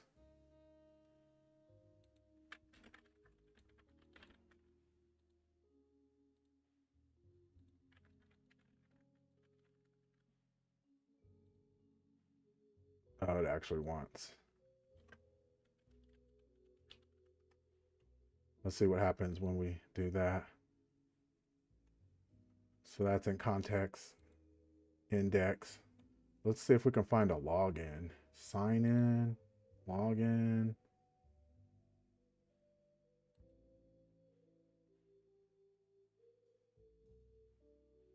Orders and returns. So it looks like you could put all this information here. Okay, let's look for robots.txt real quick, and then let's move forward with life.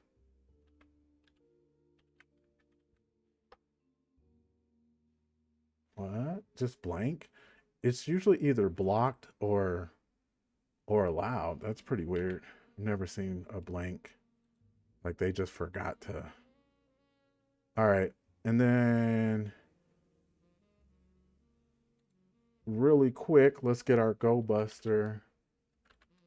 And I know they want me to use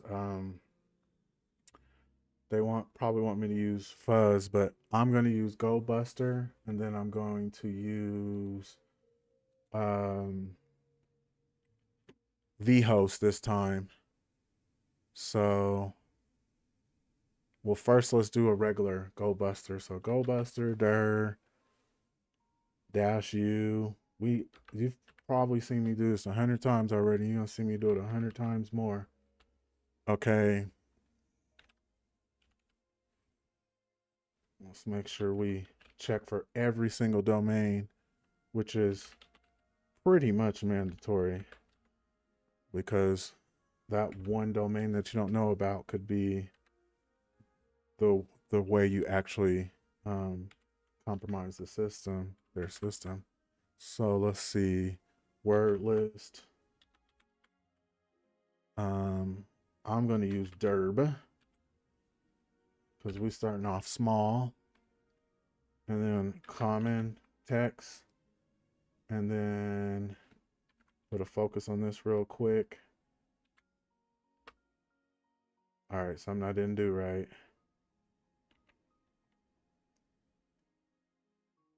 http://ignition.hdb.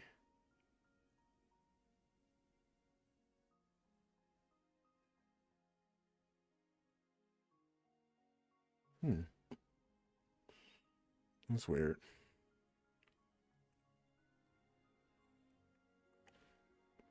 See U for URL, dir. Just checking over everything. Word list. Boom, common text. Trying to act like I don't know what the website is.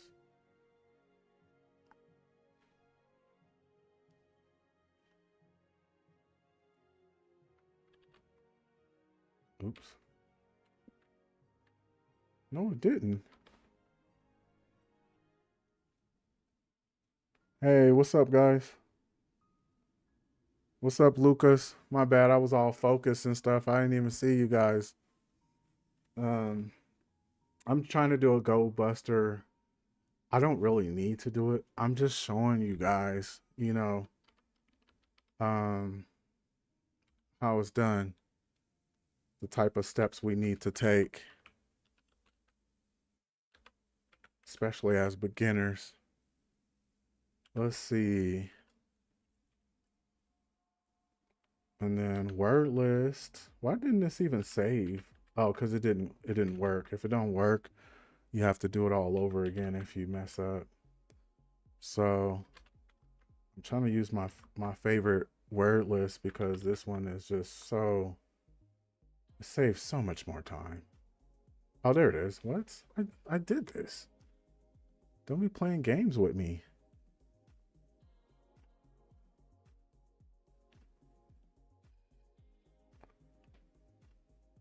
Why is common text acting like it's about to take 25 minutes? Oh, they got one called /0. That's super weird. I'm about to check that out right now. I've never seen a /0. So, oh, it just takes us to the homepage. I thought we were about to find some like secret portal to another world.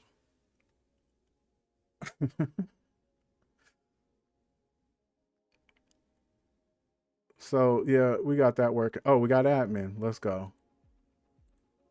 While that's working, while that's cooking, let's go check out admin. We always love admin.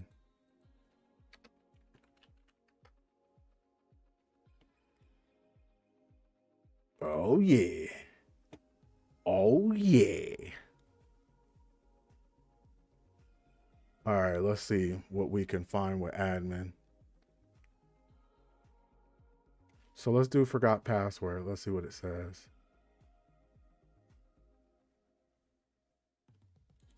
Of course it's going to say that because that's what they all say. So as we've been paying attention, this is the Magneto admin. So we're going to look at Magneto default credentials. You guys see me do this a lot. It's because you can find out an easy way in. I mean,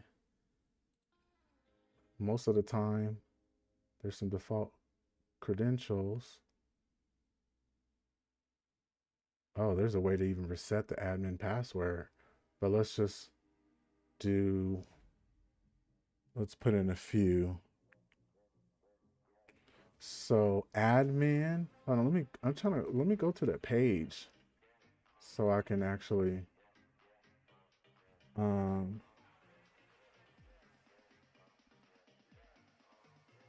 did not want that to show up, but it is what it is. Okay, accept, yes.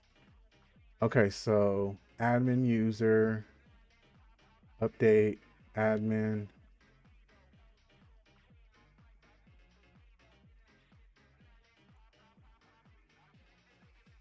No, this is not what.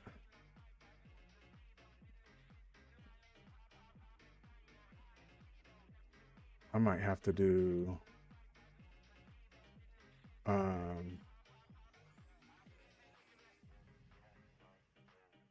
I'm just trying to find a better website. I'm trying to think, should I dork? Okay, let's see. Admin. Let's try that.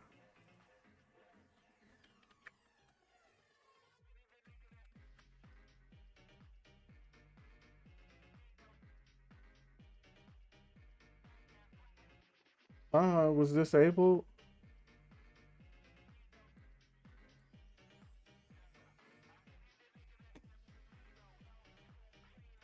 Why would they do that to me?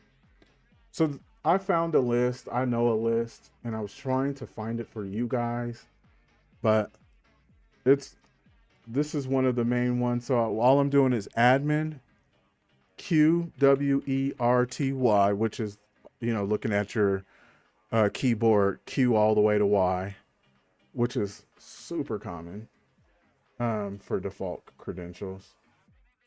Admin 123. You get the point. I don't know what I need to do to reset this though. This might mean I'm locked out for the rest of the. But let's see. So use the brute force directories on. What is the full URL of the login page? Let's go back and check that out real quick. And then, so let's put all of our focus over here. And what? I'm going to copy this if it lets me. Come on.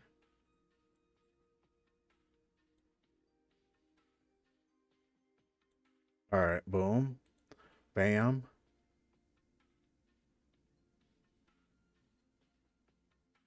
What is the full path to the file on the Linux computer that holds a local list of domain name to IP address pairs? Does anyone know that? Oh, I already put that. Okay, yeah, I'm tripping. Okay, and then what is this? Oh, okay, yeah, so we knew that.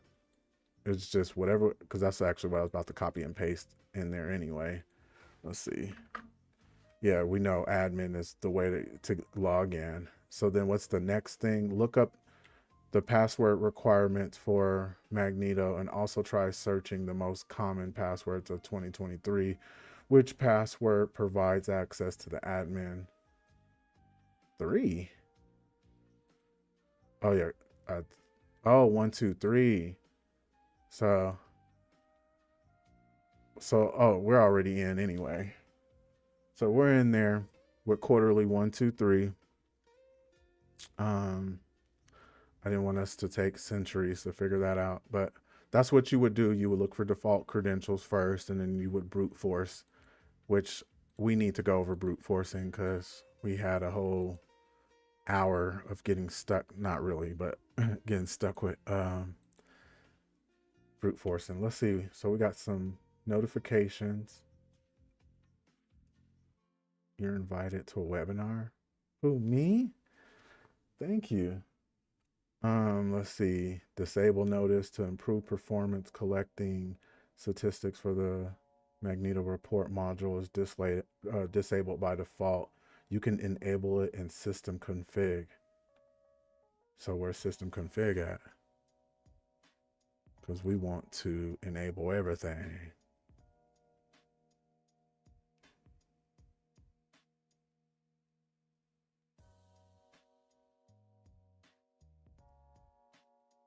Okay, what?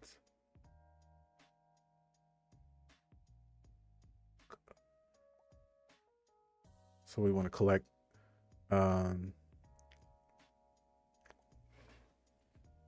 we want to collect the collect the statistics.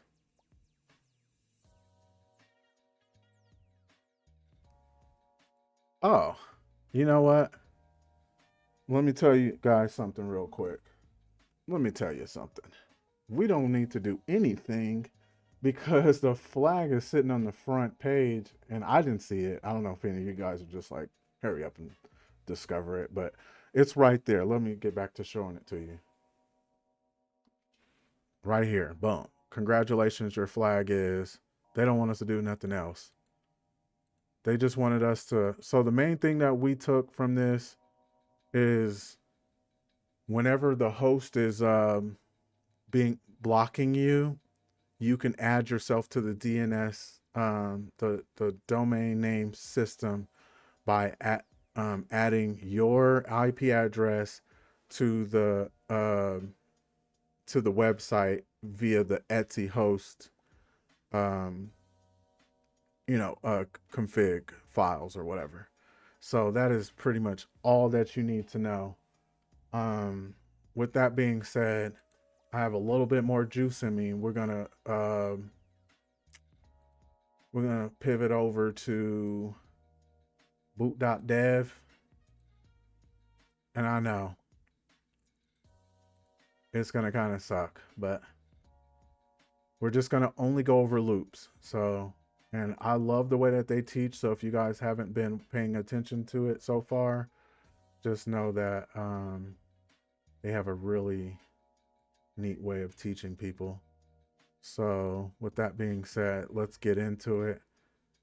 So we've already done all the way up to I think we did functions. But during functions, they explained scope, they explained testing and debugging and computing and compare. Well, I don't know about these two, but I don't really care about them. So what we are going to focus on is let me pull this over to the side real quick. What we are going to focus on is come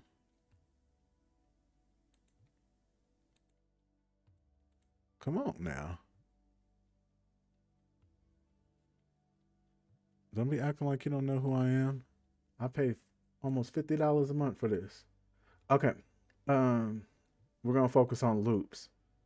And then we'll see how time permits us with everything else, because these are pretty big modules. Because at the beginning, when I first started, I was like, oh yeah, we're gonna get all the way to the end. Yeah, right. That'll take you like days, unless you just sit there for like 30 hours. I do want to mention that they just added something here real quick before we head in. So I definitely want to do the sequel and learn more about HTTP clients. But I believe they have JavaScript. I don't see it. Anyway, let's head in here.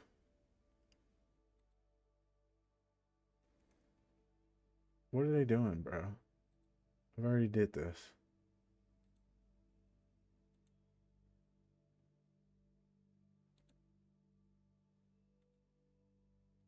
You got to be kidding me.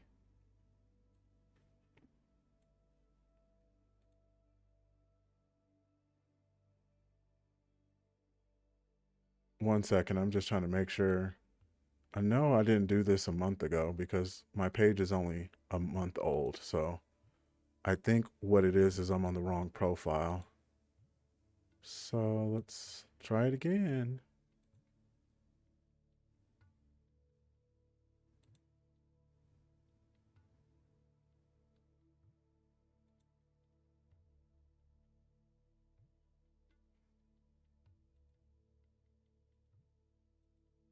One second, guys.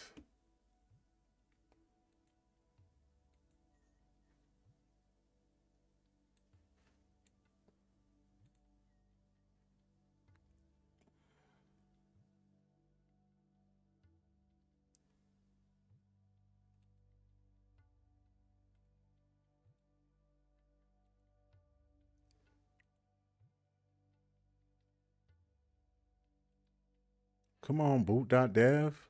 Taking forever.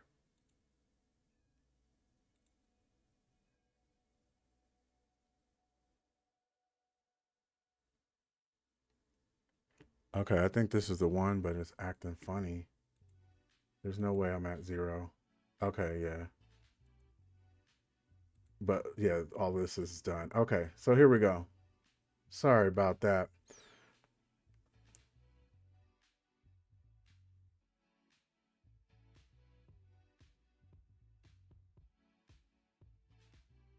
I don't understand what you mean, water. And I know you're so hung up on the malware. Um, here's here's my advice to you. If you don't understand, uh,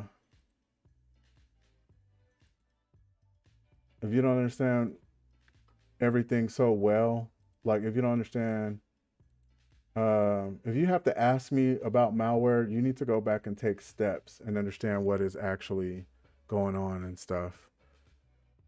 I wouldn't push to malware. Now, if you understand malware really well, you are an expert at it. But you can learn malware modules on HackTheBox. So um, that would probably be the route I would tell you to take. Okay, my bad, y'all. Thank you for your patience.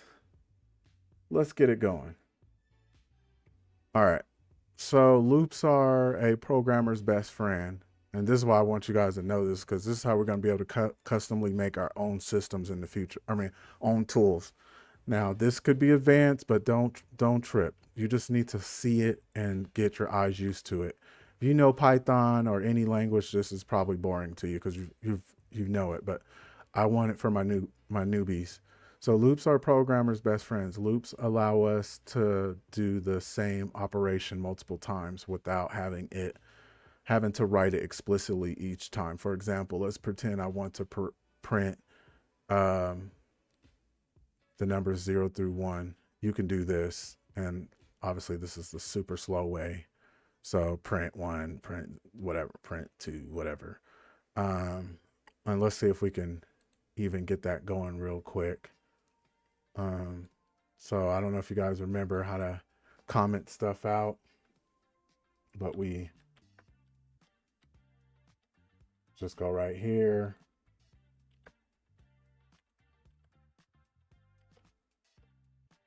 Like for instance, Juan, do you understand Python?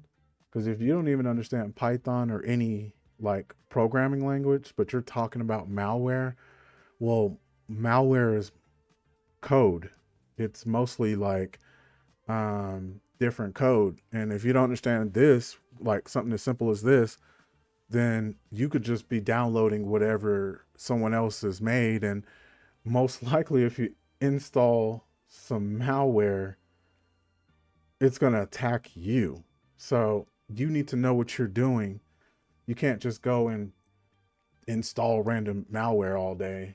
That sounds fun until your computer explodes in front of your face. But yeah, you need to know this type of stuff. I mean, this is for ethical hacking purposes only, and I'm not trying to teach you how to become some malware specialist where you can attack people with your malware and stuff. But if you don't know this, bro, you're way ahead of yourself. Way, way, way, way. Anyway, so what are we doing? I'm just commenting all this out real quick just to show you the long way, which most people probably know this, but I'm doing it anyway. So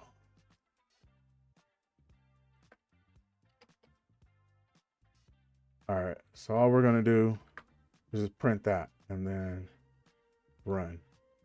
See, this is the long way. So you would have to type this in one by one, print, print, print, print, print, and then you get all these prints. But obviously they're about to show us how to do this the real way, which is through loops. Even so, it would save a lot of time by typing to use a loop, especially if I wanted to do the same thing 1,000 or 1,000,000 times. A for loop in Python is written like this: for I, I is just the letter they want to use for I in range, and then they just saying here's the range, and then that's the beginning of this. I like to call it a function, and then you print I. So that's all that they're doing. So for I, oops, over here, for I in range, and range is a special Um, it's like a special method, special something that the computer automatically recognizes. I can't think of the terminology right now, but let's see if they say it. If I is range defaults 0 incrementing by 1, that's all it does. It just increments. It maps it way through.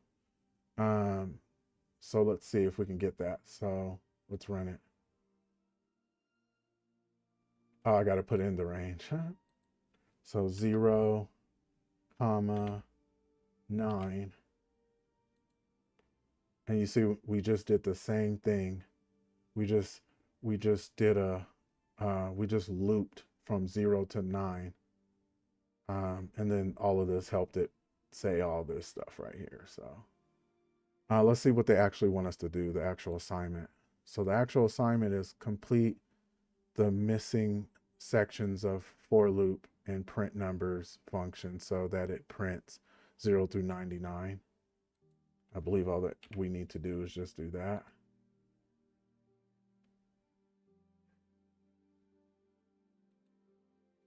Do we got to do a 0 through 100? Because you see how it's stopping at 98? Boom, there we go. Yeah, there you go. Watch John Hammond because he talks more about the defensive stuff and the malware and stuff. But I would still say you need to take them baby steps. Go see if he has some like beginner pages or like, because it's a process. You're not going to just know malware. You need to know this, that, this, that, and then you'll know malware. Um, that's definitely like mid-level tier stuff. But it's interesting. It's amazing that you have that interest. Um, but just know you're gonna have to climb a ladder before you're actually understanding what malware is completely. Anyway, so we got that 0 to 99. Boom, bam. We should be able to submit. All right, and we're good. So let's see what's the next. Loops practice. So what's the assignment? In print numbers, write a for loop from scratch that logs 0 through 199 to the console. Okay, so we already know we got to do for I. Let me go up here. I was trying to see if I could figure it out. In range. So that's just something we got to remember. For I in range. The crazy thing is when you start looking at a lot of malware analysis and a lot of not it got me saying malware analysis. You start looking at a bunch of like tools where people are creating payloads to exploit specific boxes.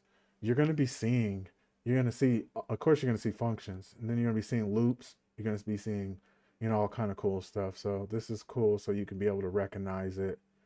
So anyway, let's get our parentheses, and then we have 0, comma 199. No, so for 199, we realize we got to do 200, because we just do. And then we got to put the colon.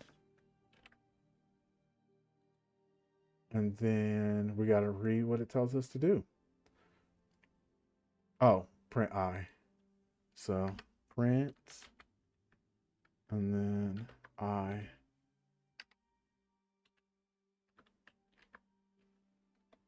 That's really all you have to do. We just got to keep doing it over and over and over until it's stuck in our heads. Okay, as a reminder, for loop in Python is written like this: for I in range, then you put the range in the parentheses, and then print I. Okay, and then the print numbers from 5 to 2 function, the for loop starts at 0. It should start at 5, only change the start.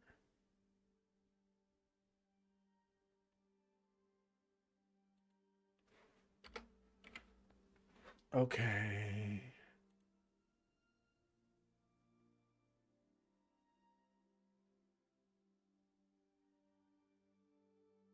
I think that's it. I think we about to, I don't want to say it too soon, but we might blow through this,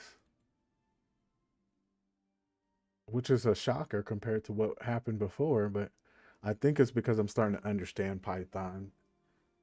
And that's a cool thing. We when we go to the Go or the JavaScript, I don't know why we would go to Go, but definitely JavaScript just to learn how to read it. It probably should take us like 20 minutes because just by learning one language, you're already ahead. Why would you want to use a loop? To do the same thing over and over without writing the same code, because the computer understands loops better than repetition, because loops speed up an app. Oh yeah, Luffy all day, baby. Oh, that's not Luffy, but yeah, that's I think that's one of the best pictures of Luffy ever. Him just being happy, being his goofy self. All right, to do the same thing over and over without writing the code is the answer, obviously. Oh yeah, we might zip through this. Completed 60 exercises. Man, that last time though, when we were doing the functions and stuff, that was not, it was a little tedious for real. Why does the code on the left print 09 through 999 and not 0 through 1000? Um, because 0 counts as one of the numbers.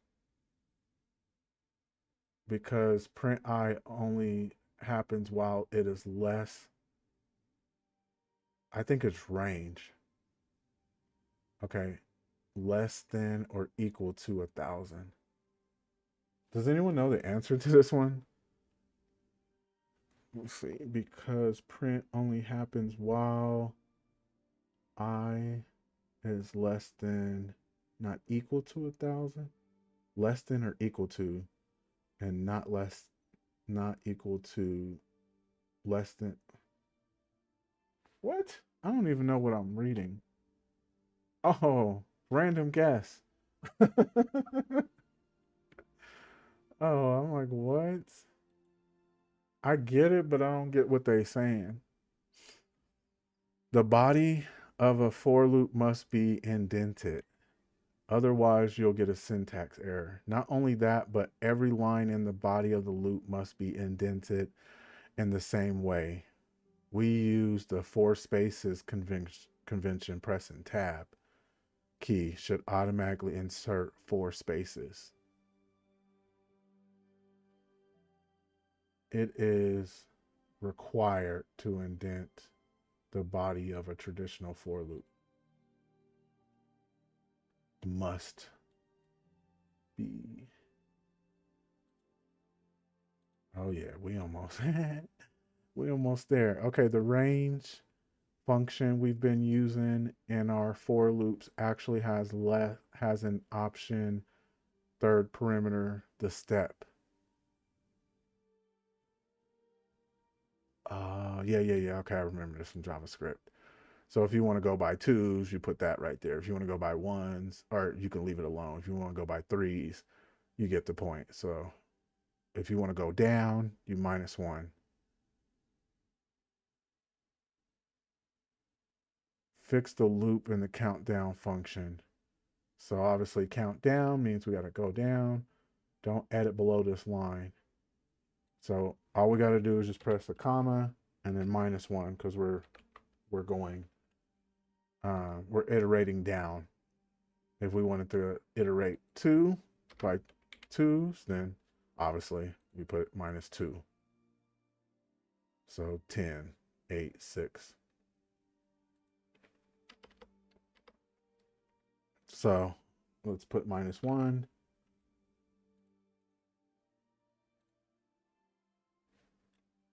Also, thank you so much, Water, for suggesting that to him because I kind of was like, I was actually kind of lost myself. I thought I was just lost. So anyway, let's submit, and then bam. Oh, there's what? Me thinking that there was one or two more. Oh no, they about to put me to work. All right, that's cool. remember you can use in-place operators to increase or decrease a variable by any amount. Let's see, number of enemies equals 10. Number of enemies is plus equals 2. So yeah, that just added a plus to it. And then the minus equal, tuck away 2. Okay. Fix the bug in the sum of numbers function. Instead of adding 1 to the total at each iteration of the loop, it should add I.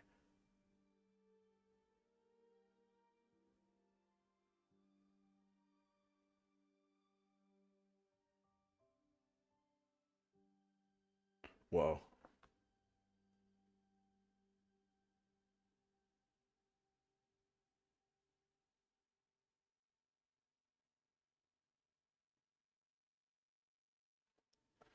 Thanks so much, TGX. And that's kind of what I'm doing. Like every episode, I'll like try to do some like we learn this, and then try to do a box, and then we learn this, and then try to find boxes where those matter. That way we can put that to use. So, the next episode I may, if I don't find a box where um you know, we may use it. I may go find a payload that we can inspect and, look at the Python. Because, in the Discord, I have a lot of, I've heard from a few people say they didn't even know Python was useful for, or like it was that important for cybersecurity on the ethical hacking side. And I'm like, it's probably the most important for the ethical hacking side. So that's why I'm doing this. I'm just trying to push to people in their mind like we need to learn Python and we need to get as good at it as possible. At least good enough to do a reverse shell, which is easy, but you get the point. Make some listeners and stuff like that. But I don't know what they want me to do. I mean, I know what they want me to do. I don't know how they want me to do this. So, instead of adding 1 to the total, let's add I. So let's just add I and see what happens. Does anything? Let me see if I can do it right here real quick. I have no. Okay, so let's see what the error is. Line 6. Line 49. Oh, this goes over to this. Now we got 2 pages, 2 modules. And if you could see, this is something important to notice really quick, is we got the import and then we got the asterisk. So that just means import all.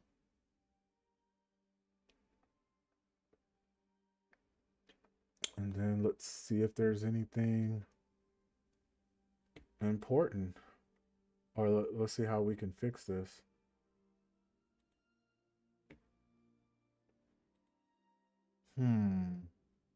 Submit cases equals run cases.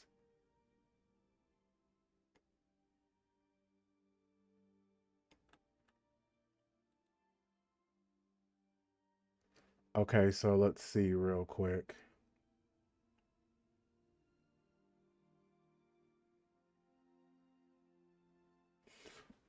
Hold on, guys. Give me 2 seconds. Someone's at my door.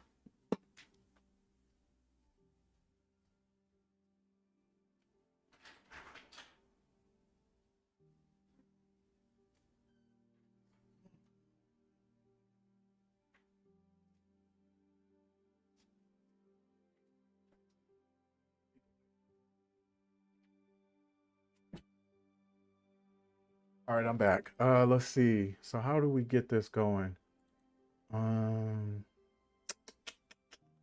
Does anybody know?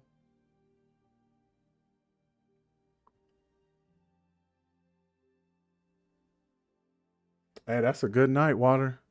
That's a good night. Okay, so let's see.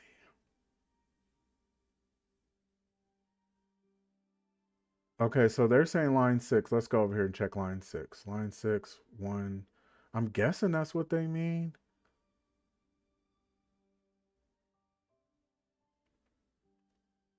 I have no clue. I'm not going to lie to you guys. I knew it was going to eventually get hard. I knew it. It was just too easy to be true.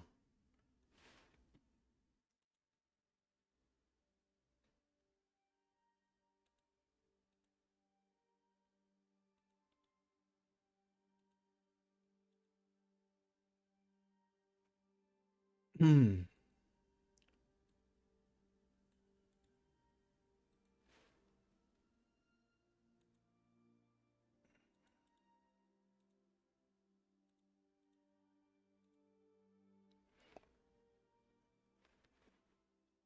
Turn 1 into I. Do you think that I need to leave everything else alone as far as this right here?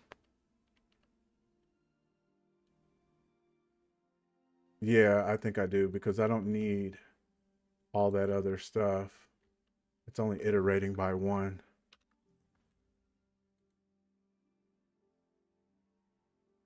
3 passed, 0 failed.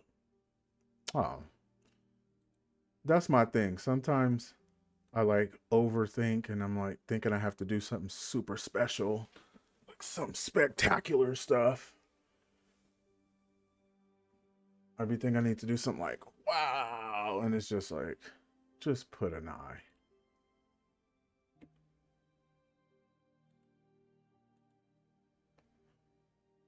Complete the sum of odd numbers. So looks like we're gonna have to get some odds. Function. It should calculate the sum of all the odd numbers starting up to 1, but not including the given end. But not including the given end number and return the result. Complete. It should calculate the sum of all the odd numbers starting at 1. Starting at 1.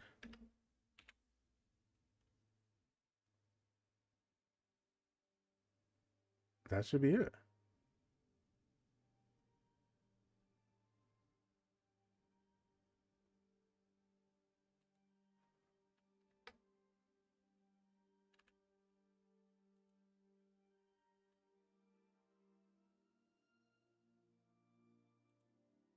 What number should you start with if you only want odd numbers?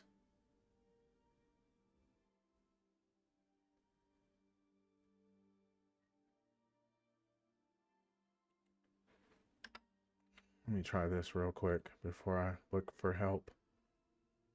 How much should you increment by each iteration? Oh, okay. So what was this? Can I take this back? Okay.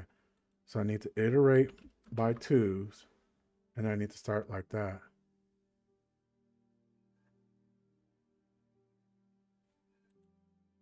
All right. Ooh. TGX, whenever you get some time, I don't know if you're already in the Discord, but I would like to talk to you sometime. Try to learn a little bit.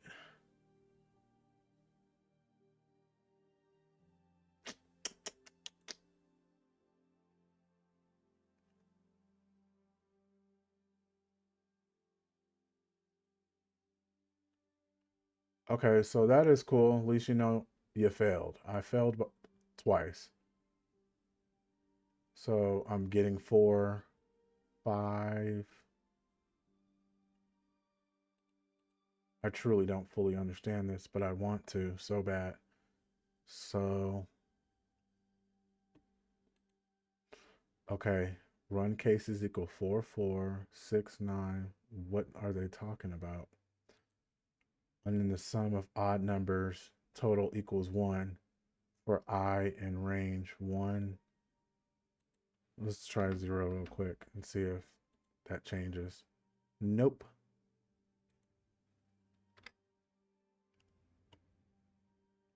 Let's see.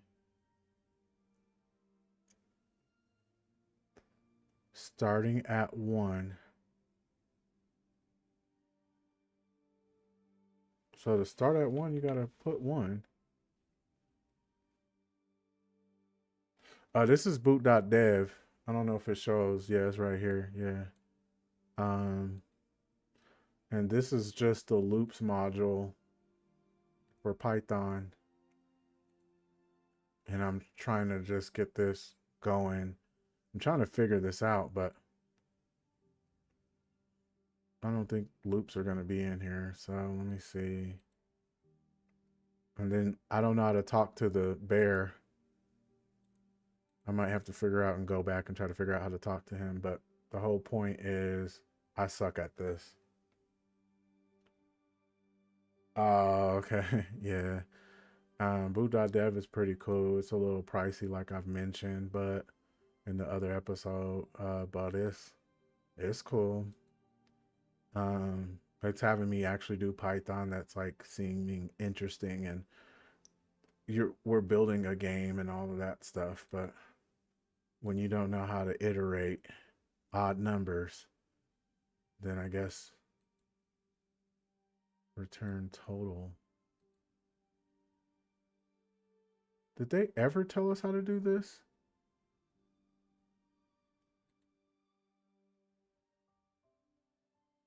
And then he makes you go onto Discord to ask a question.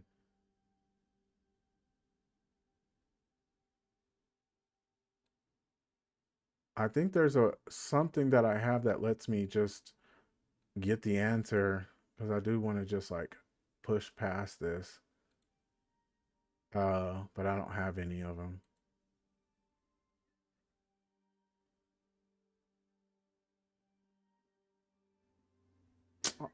You better get out of here. So I had everything right except for I messed around and turned this from 1 to 0, or from 0 to 1, and that's what messed me up. So the only thing I needed to change was 1, because we knew that it wasn't supposed to be starting off at 0. We put 0 starts off at 0, and then put 2 because we're iterating by 2, and then the total. Yeah, so whatever. And here's a while loop. Let's look at this for a hot second. Python has another type of loop, while loop. It's a loop that continues while a condition remains true. The syntax is simple. While 1, print 1 um, evaluates to true. So it prints 1, and then it'll just, as long as it stays at 1, it'll keep printing. The moment it turns to 2 or another number, it changes. The example above is hard coded to continue forever, creating an infinite loop. Typically, a while loop condition is a comparison or while loop, and it determines when the loop ends. That's the biggest thing that you need to realize what while loops is. You ever get in a situation you're using it? I've crashed my computer so many times playing around with while loops with JavaScript, trying to learn it, and then if you don't change it out of its condition, it'll just keep running up your RAM, your CPU, until your computer will turn off. And it will do it fast too, like a couple of minutes or less.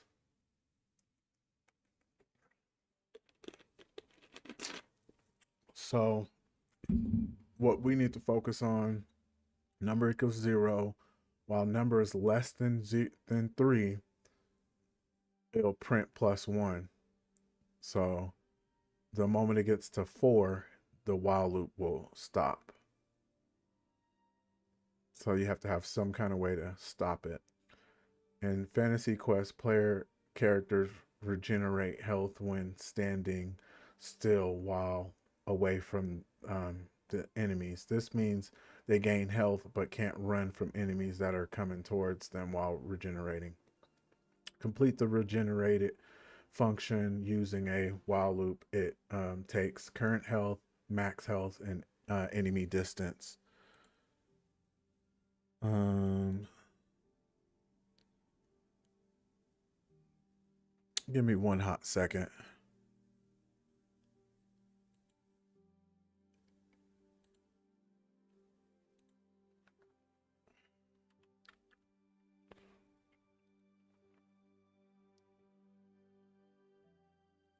I'm just trying to grab my link real quick.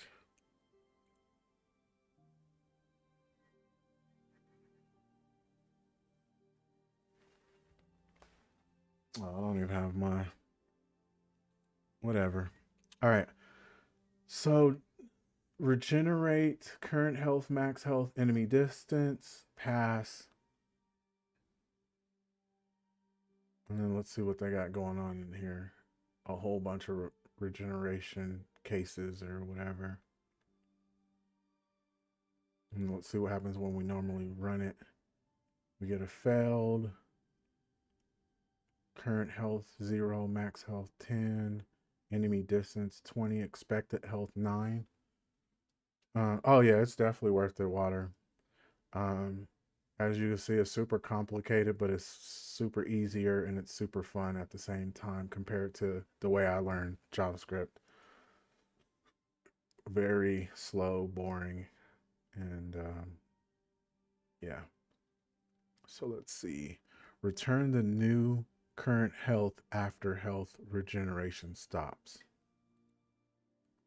So let's first throw a return out there, tab it, and then call that current health. And then let's complete everything. Complete the regenerate function while function using a while loop. It takes current health, max health, and enemy distance integers. While regenerating health, a character first gains 1 health each iteration until it reaches the max health amount. The enemy distance then shortens by 2. Generation health 1. The enemy distance then shortens by 2 for each iteration. If an enemy is at a distance of 3 or less from the character is not able to regenerate.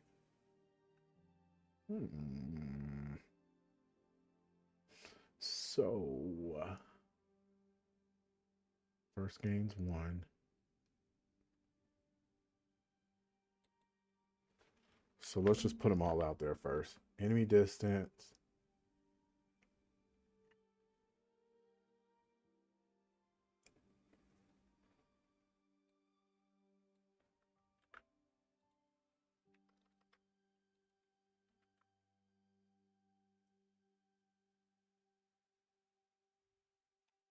Equals. I think I might have to worry about max health first, but I'm just trying to process this in my head. So just because I don't know what everything goes, let's just put them all out here first. So max health.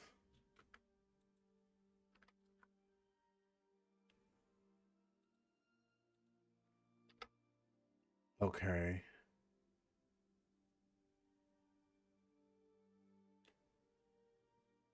Complete the regeneration function using a while loop.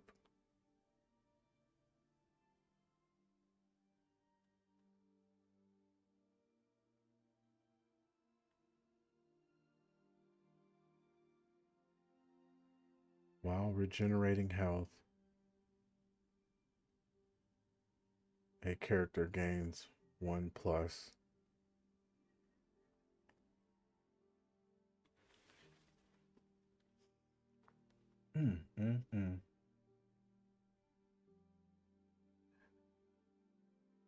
Definitely dangerous one. I'm gonna start calling you malware. Malware one.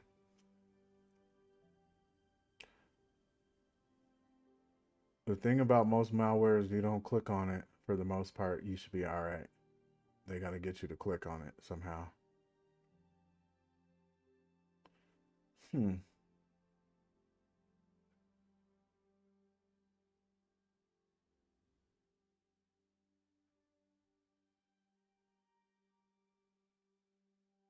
I'm about to fall asleep trying to figure this one out.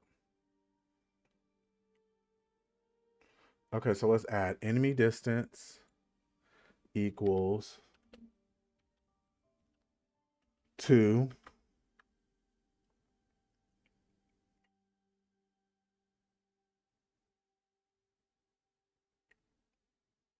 So this is where I do the while stuff. Okay. And then we're going to put real quick while enemy distance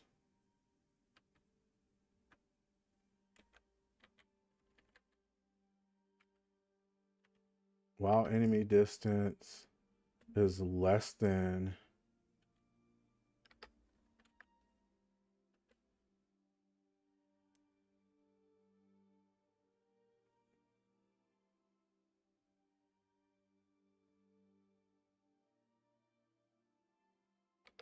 or equal to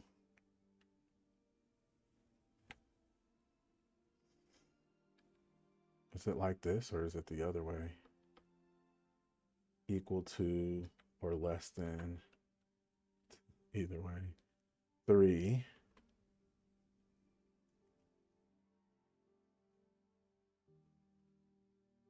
Then we're gonna enemy distance, I guess. I think this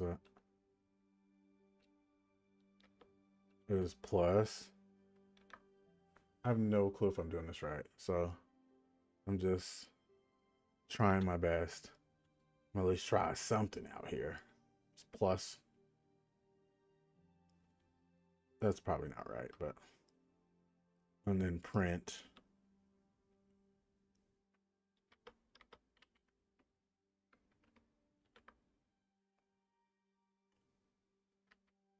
All right, now we got that going. We just need to mess with everything else and fix it up. A character first gains 1 health each iteration. Yeah, how do you... Okay. No less than equal sign.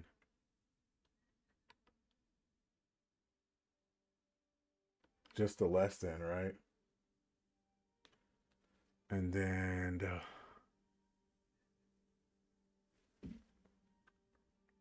for right now, I'm going to leave that less than.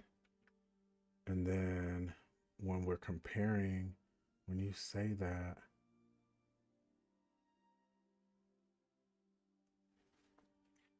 so current health isn't really,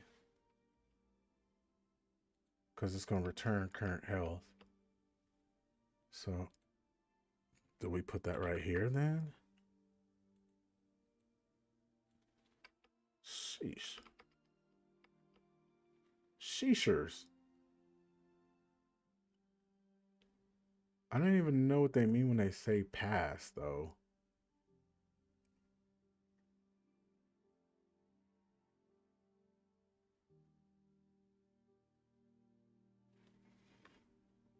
I feel like I'm close, though.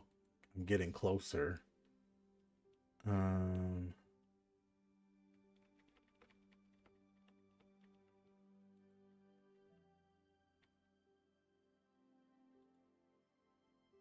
All 3 failed. That's right.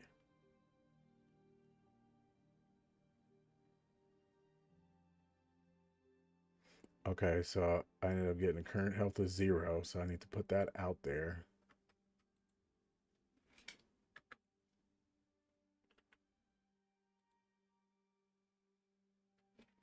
We're going to get that equal to... Shoot. Python always put me on the spot. Like, sheeshers. Let's see.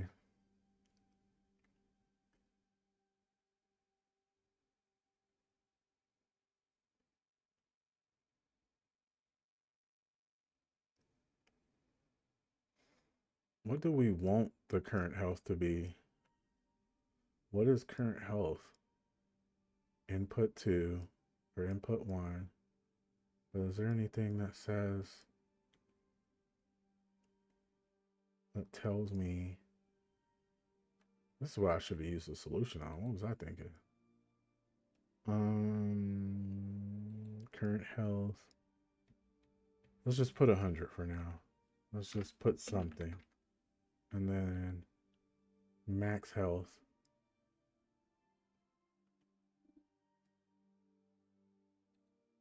Or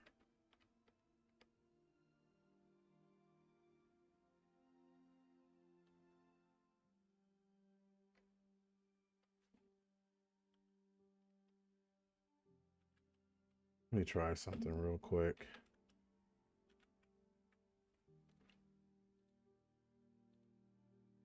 One passed. Let's go.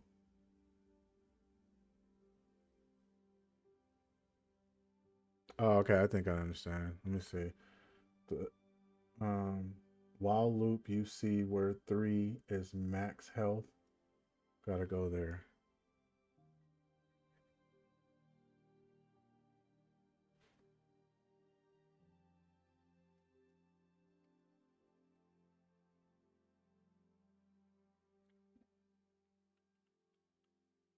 So are you saying this? Let's see.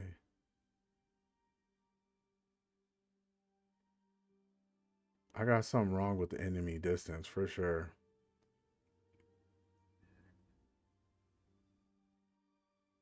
Expected health, actual health passed. Current health is 8. Max health is 10. Enemy distance is 20.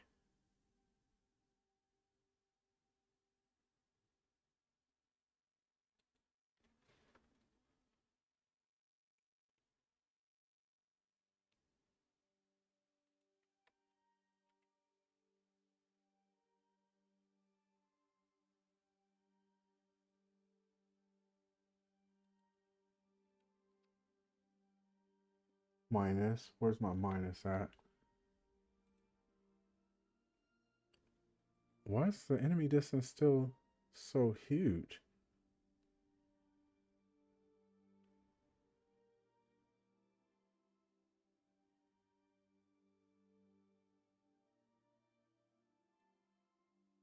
I know something's wrong with this. All right, I'm about to try. Let me see what happens when I do that. Yep, I'm done.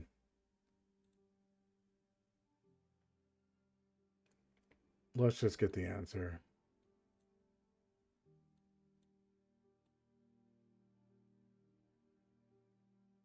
Hold on. I want to see what I did super wrong and okay. Oh, what? I was way off. Look at this. And they did it so easy. I did too much again. I think that's my whole problem with programming, coding, all of this. I'd be trying to do way too much. Okay, but I get it. So they pretty much, while current health is less than, because all the numbers are already in here.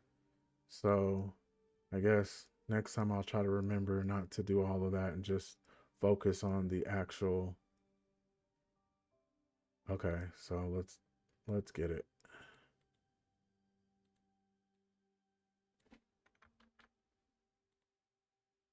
Still got it wrong even with the answer. How about that? Let's see what I have wrong. Return current health. Okay, that's where it's saying my issue is 5, and I did that. Is there some indent? Tab.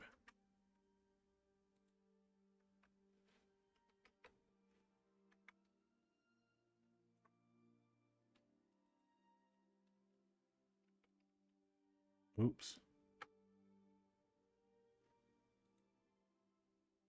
Still got 2 failed with the right answer, with them telling me the answer. It's horrible. Very horrible. And it's going to make me want to skip this too. Okay, let's see. Let me try one last thing. I'm just trying to copy and see what I have. It's just an indent. There we go. There we go. Dang. You get 0 points for that. Good thing I don't really care about the points. All right, let's see if we can make it past this one. We need a timer to count down the start of PvP matches and Fantasy Quest. And the count to start function, write a loop that counts down. Okay, cool.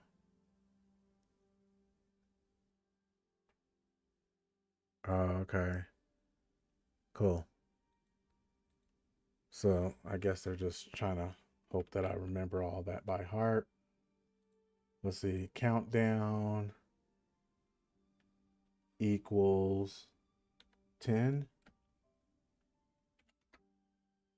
And then we do while.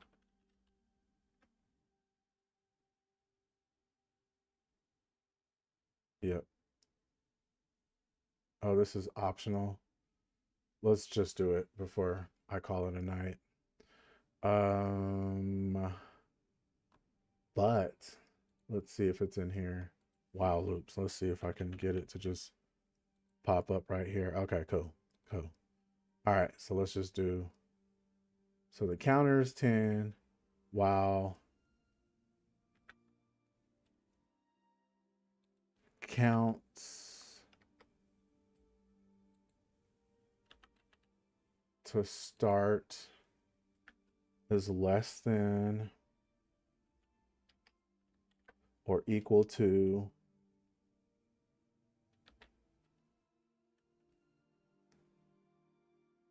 0, then we print F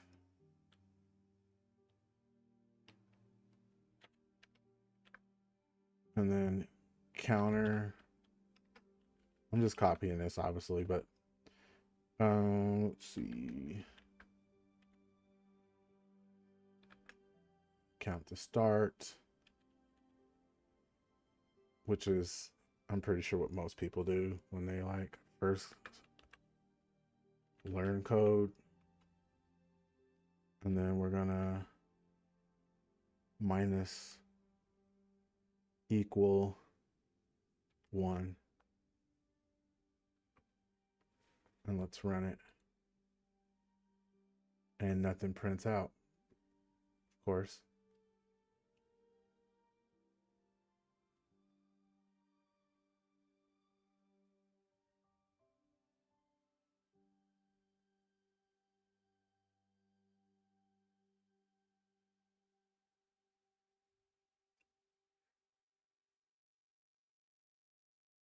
No way. I can't believe.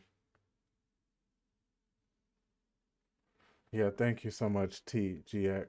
Um, I, as you can hear me, I'm out here struggle bussing on the simple stuff, but it's okay. That's where we start. 6 months from now, hopefully I can be laughing at this, doing it with my eyes closed or something fancy. But right now, um, I'm getting ready to call it a night because we get the gist of loops. We definitely do. We got to do some wow. And you know what? I've never really used too many wows. I just always use 4, but that's probably not good anyway. Let's see. So I should print this.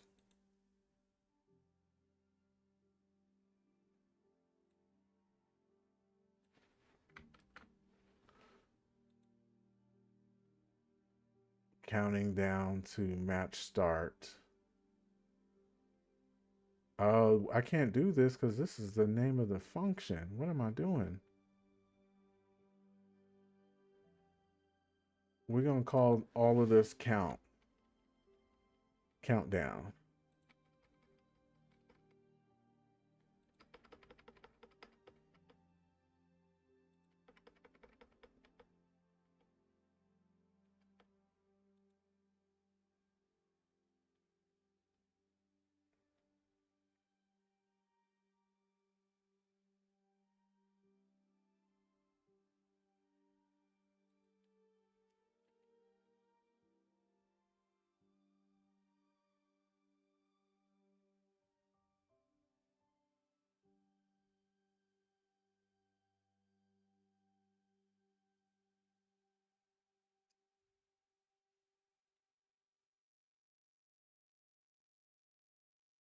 I think I know what I need to do. Change this.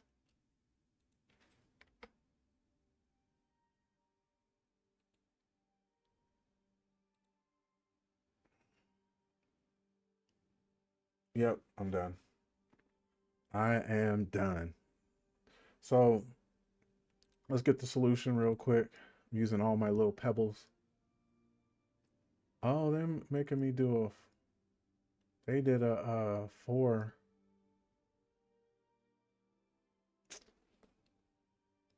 That's why I'm using the wrong loop. I should have just stuck with that one since I know how to use that one anyway. It makes sense. So that, 10 is where you start. It's going down to 0. You do -1. See how easier this is? It looks way better. Just way easier. Um,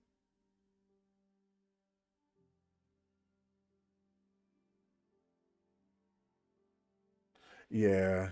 Um, and you're right. I need to get better. And like I just started doing Python last week. And I know that loops are still the same in JavaScript and Python, and that should be able to transfer over seamlessly. But I haven't coded anything in Python in 2 years, like on a daily basis, weekly basis. So it's this is going to be a mountain to climb up, but I don't think it's going to be a hard mountain to climb up. But anyway, with that being said, the main thing that I want you guys to know is we did everything that we needed to do. We did our loops. Um, we did our nmap. We did the box, and we learned how to add to the subdomain list or the DNS list. So yeah, tomorrow I plan on doing a lot more, and Sunday as well. So hopefully I'll see you guys tomorrow somewhere close to this time. And then besides that, I'm gonna get on out of here. It's getting pretty late. So see you guys later.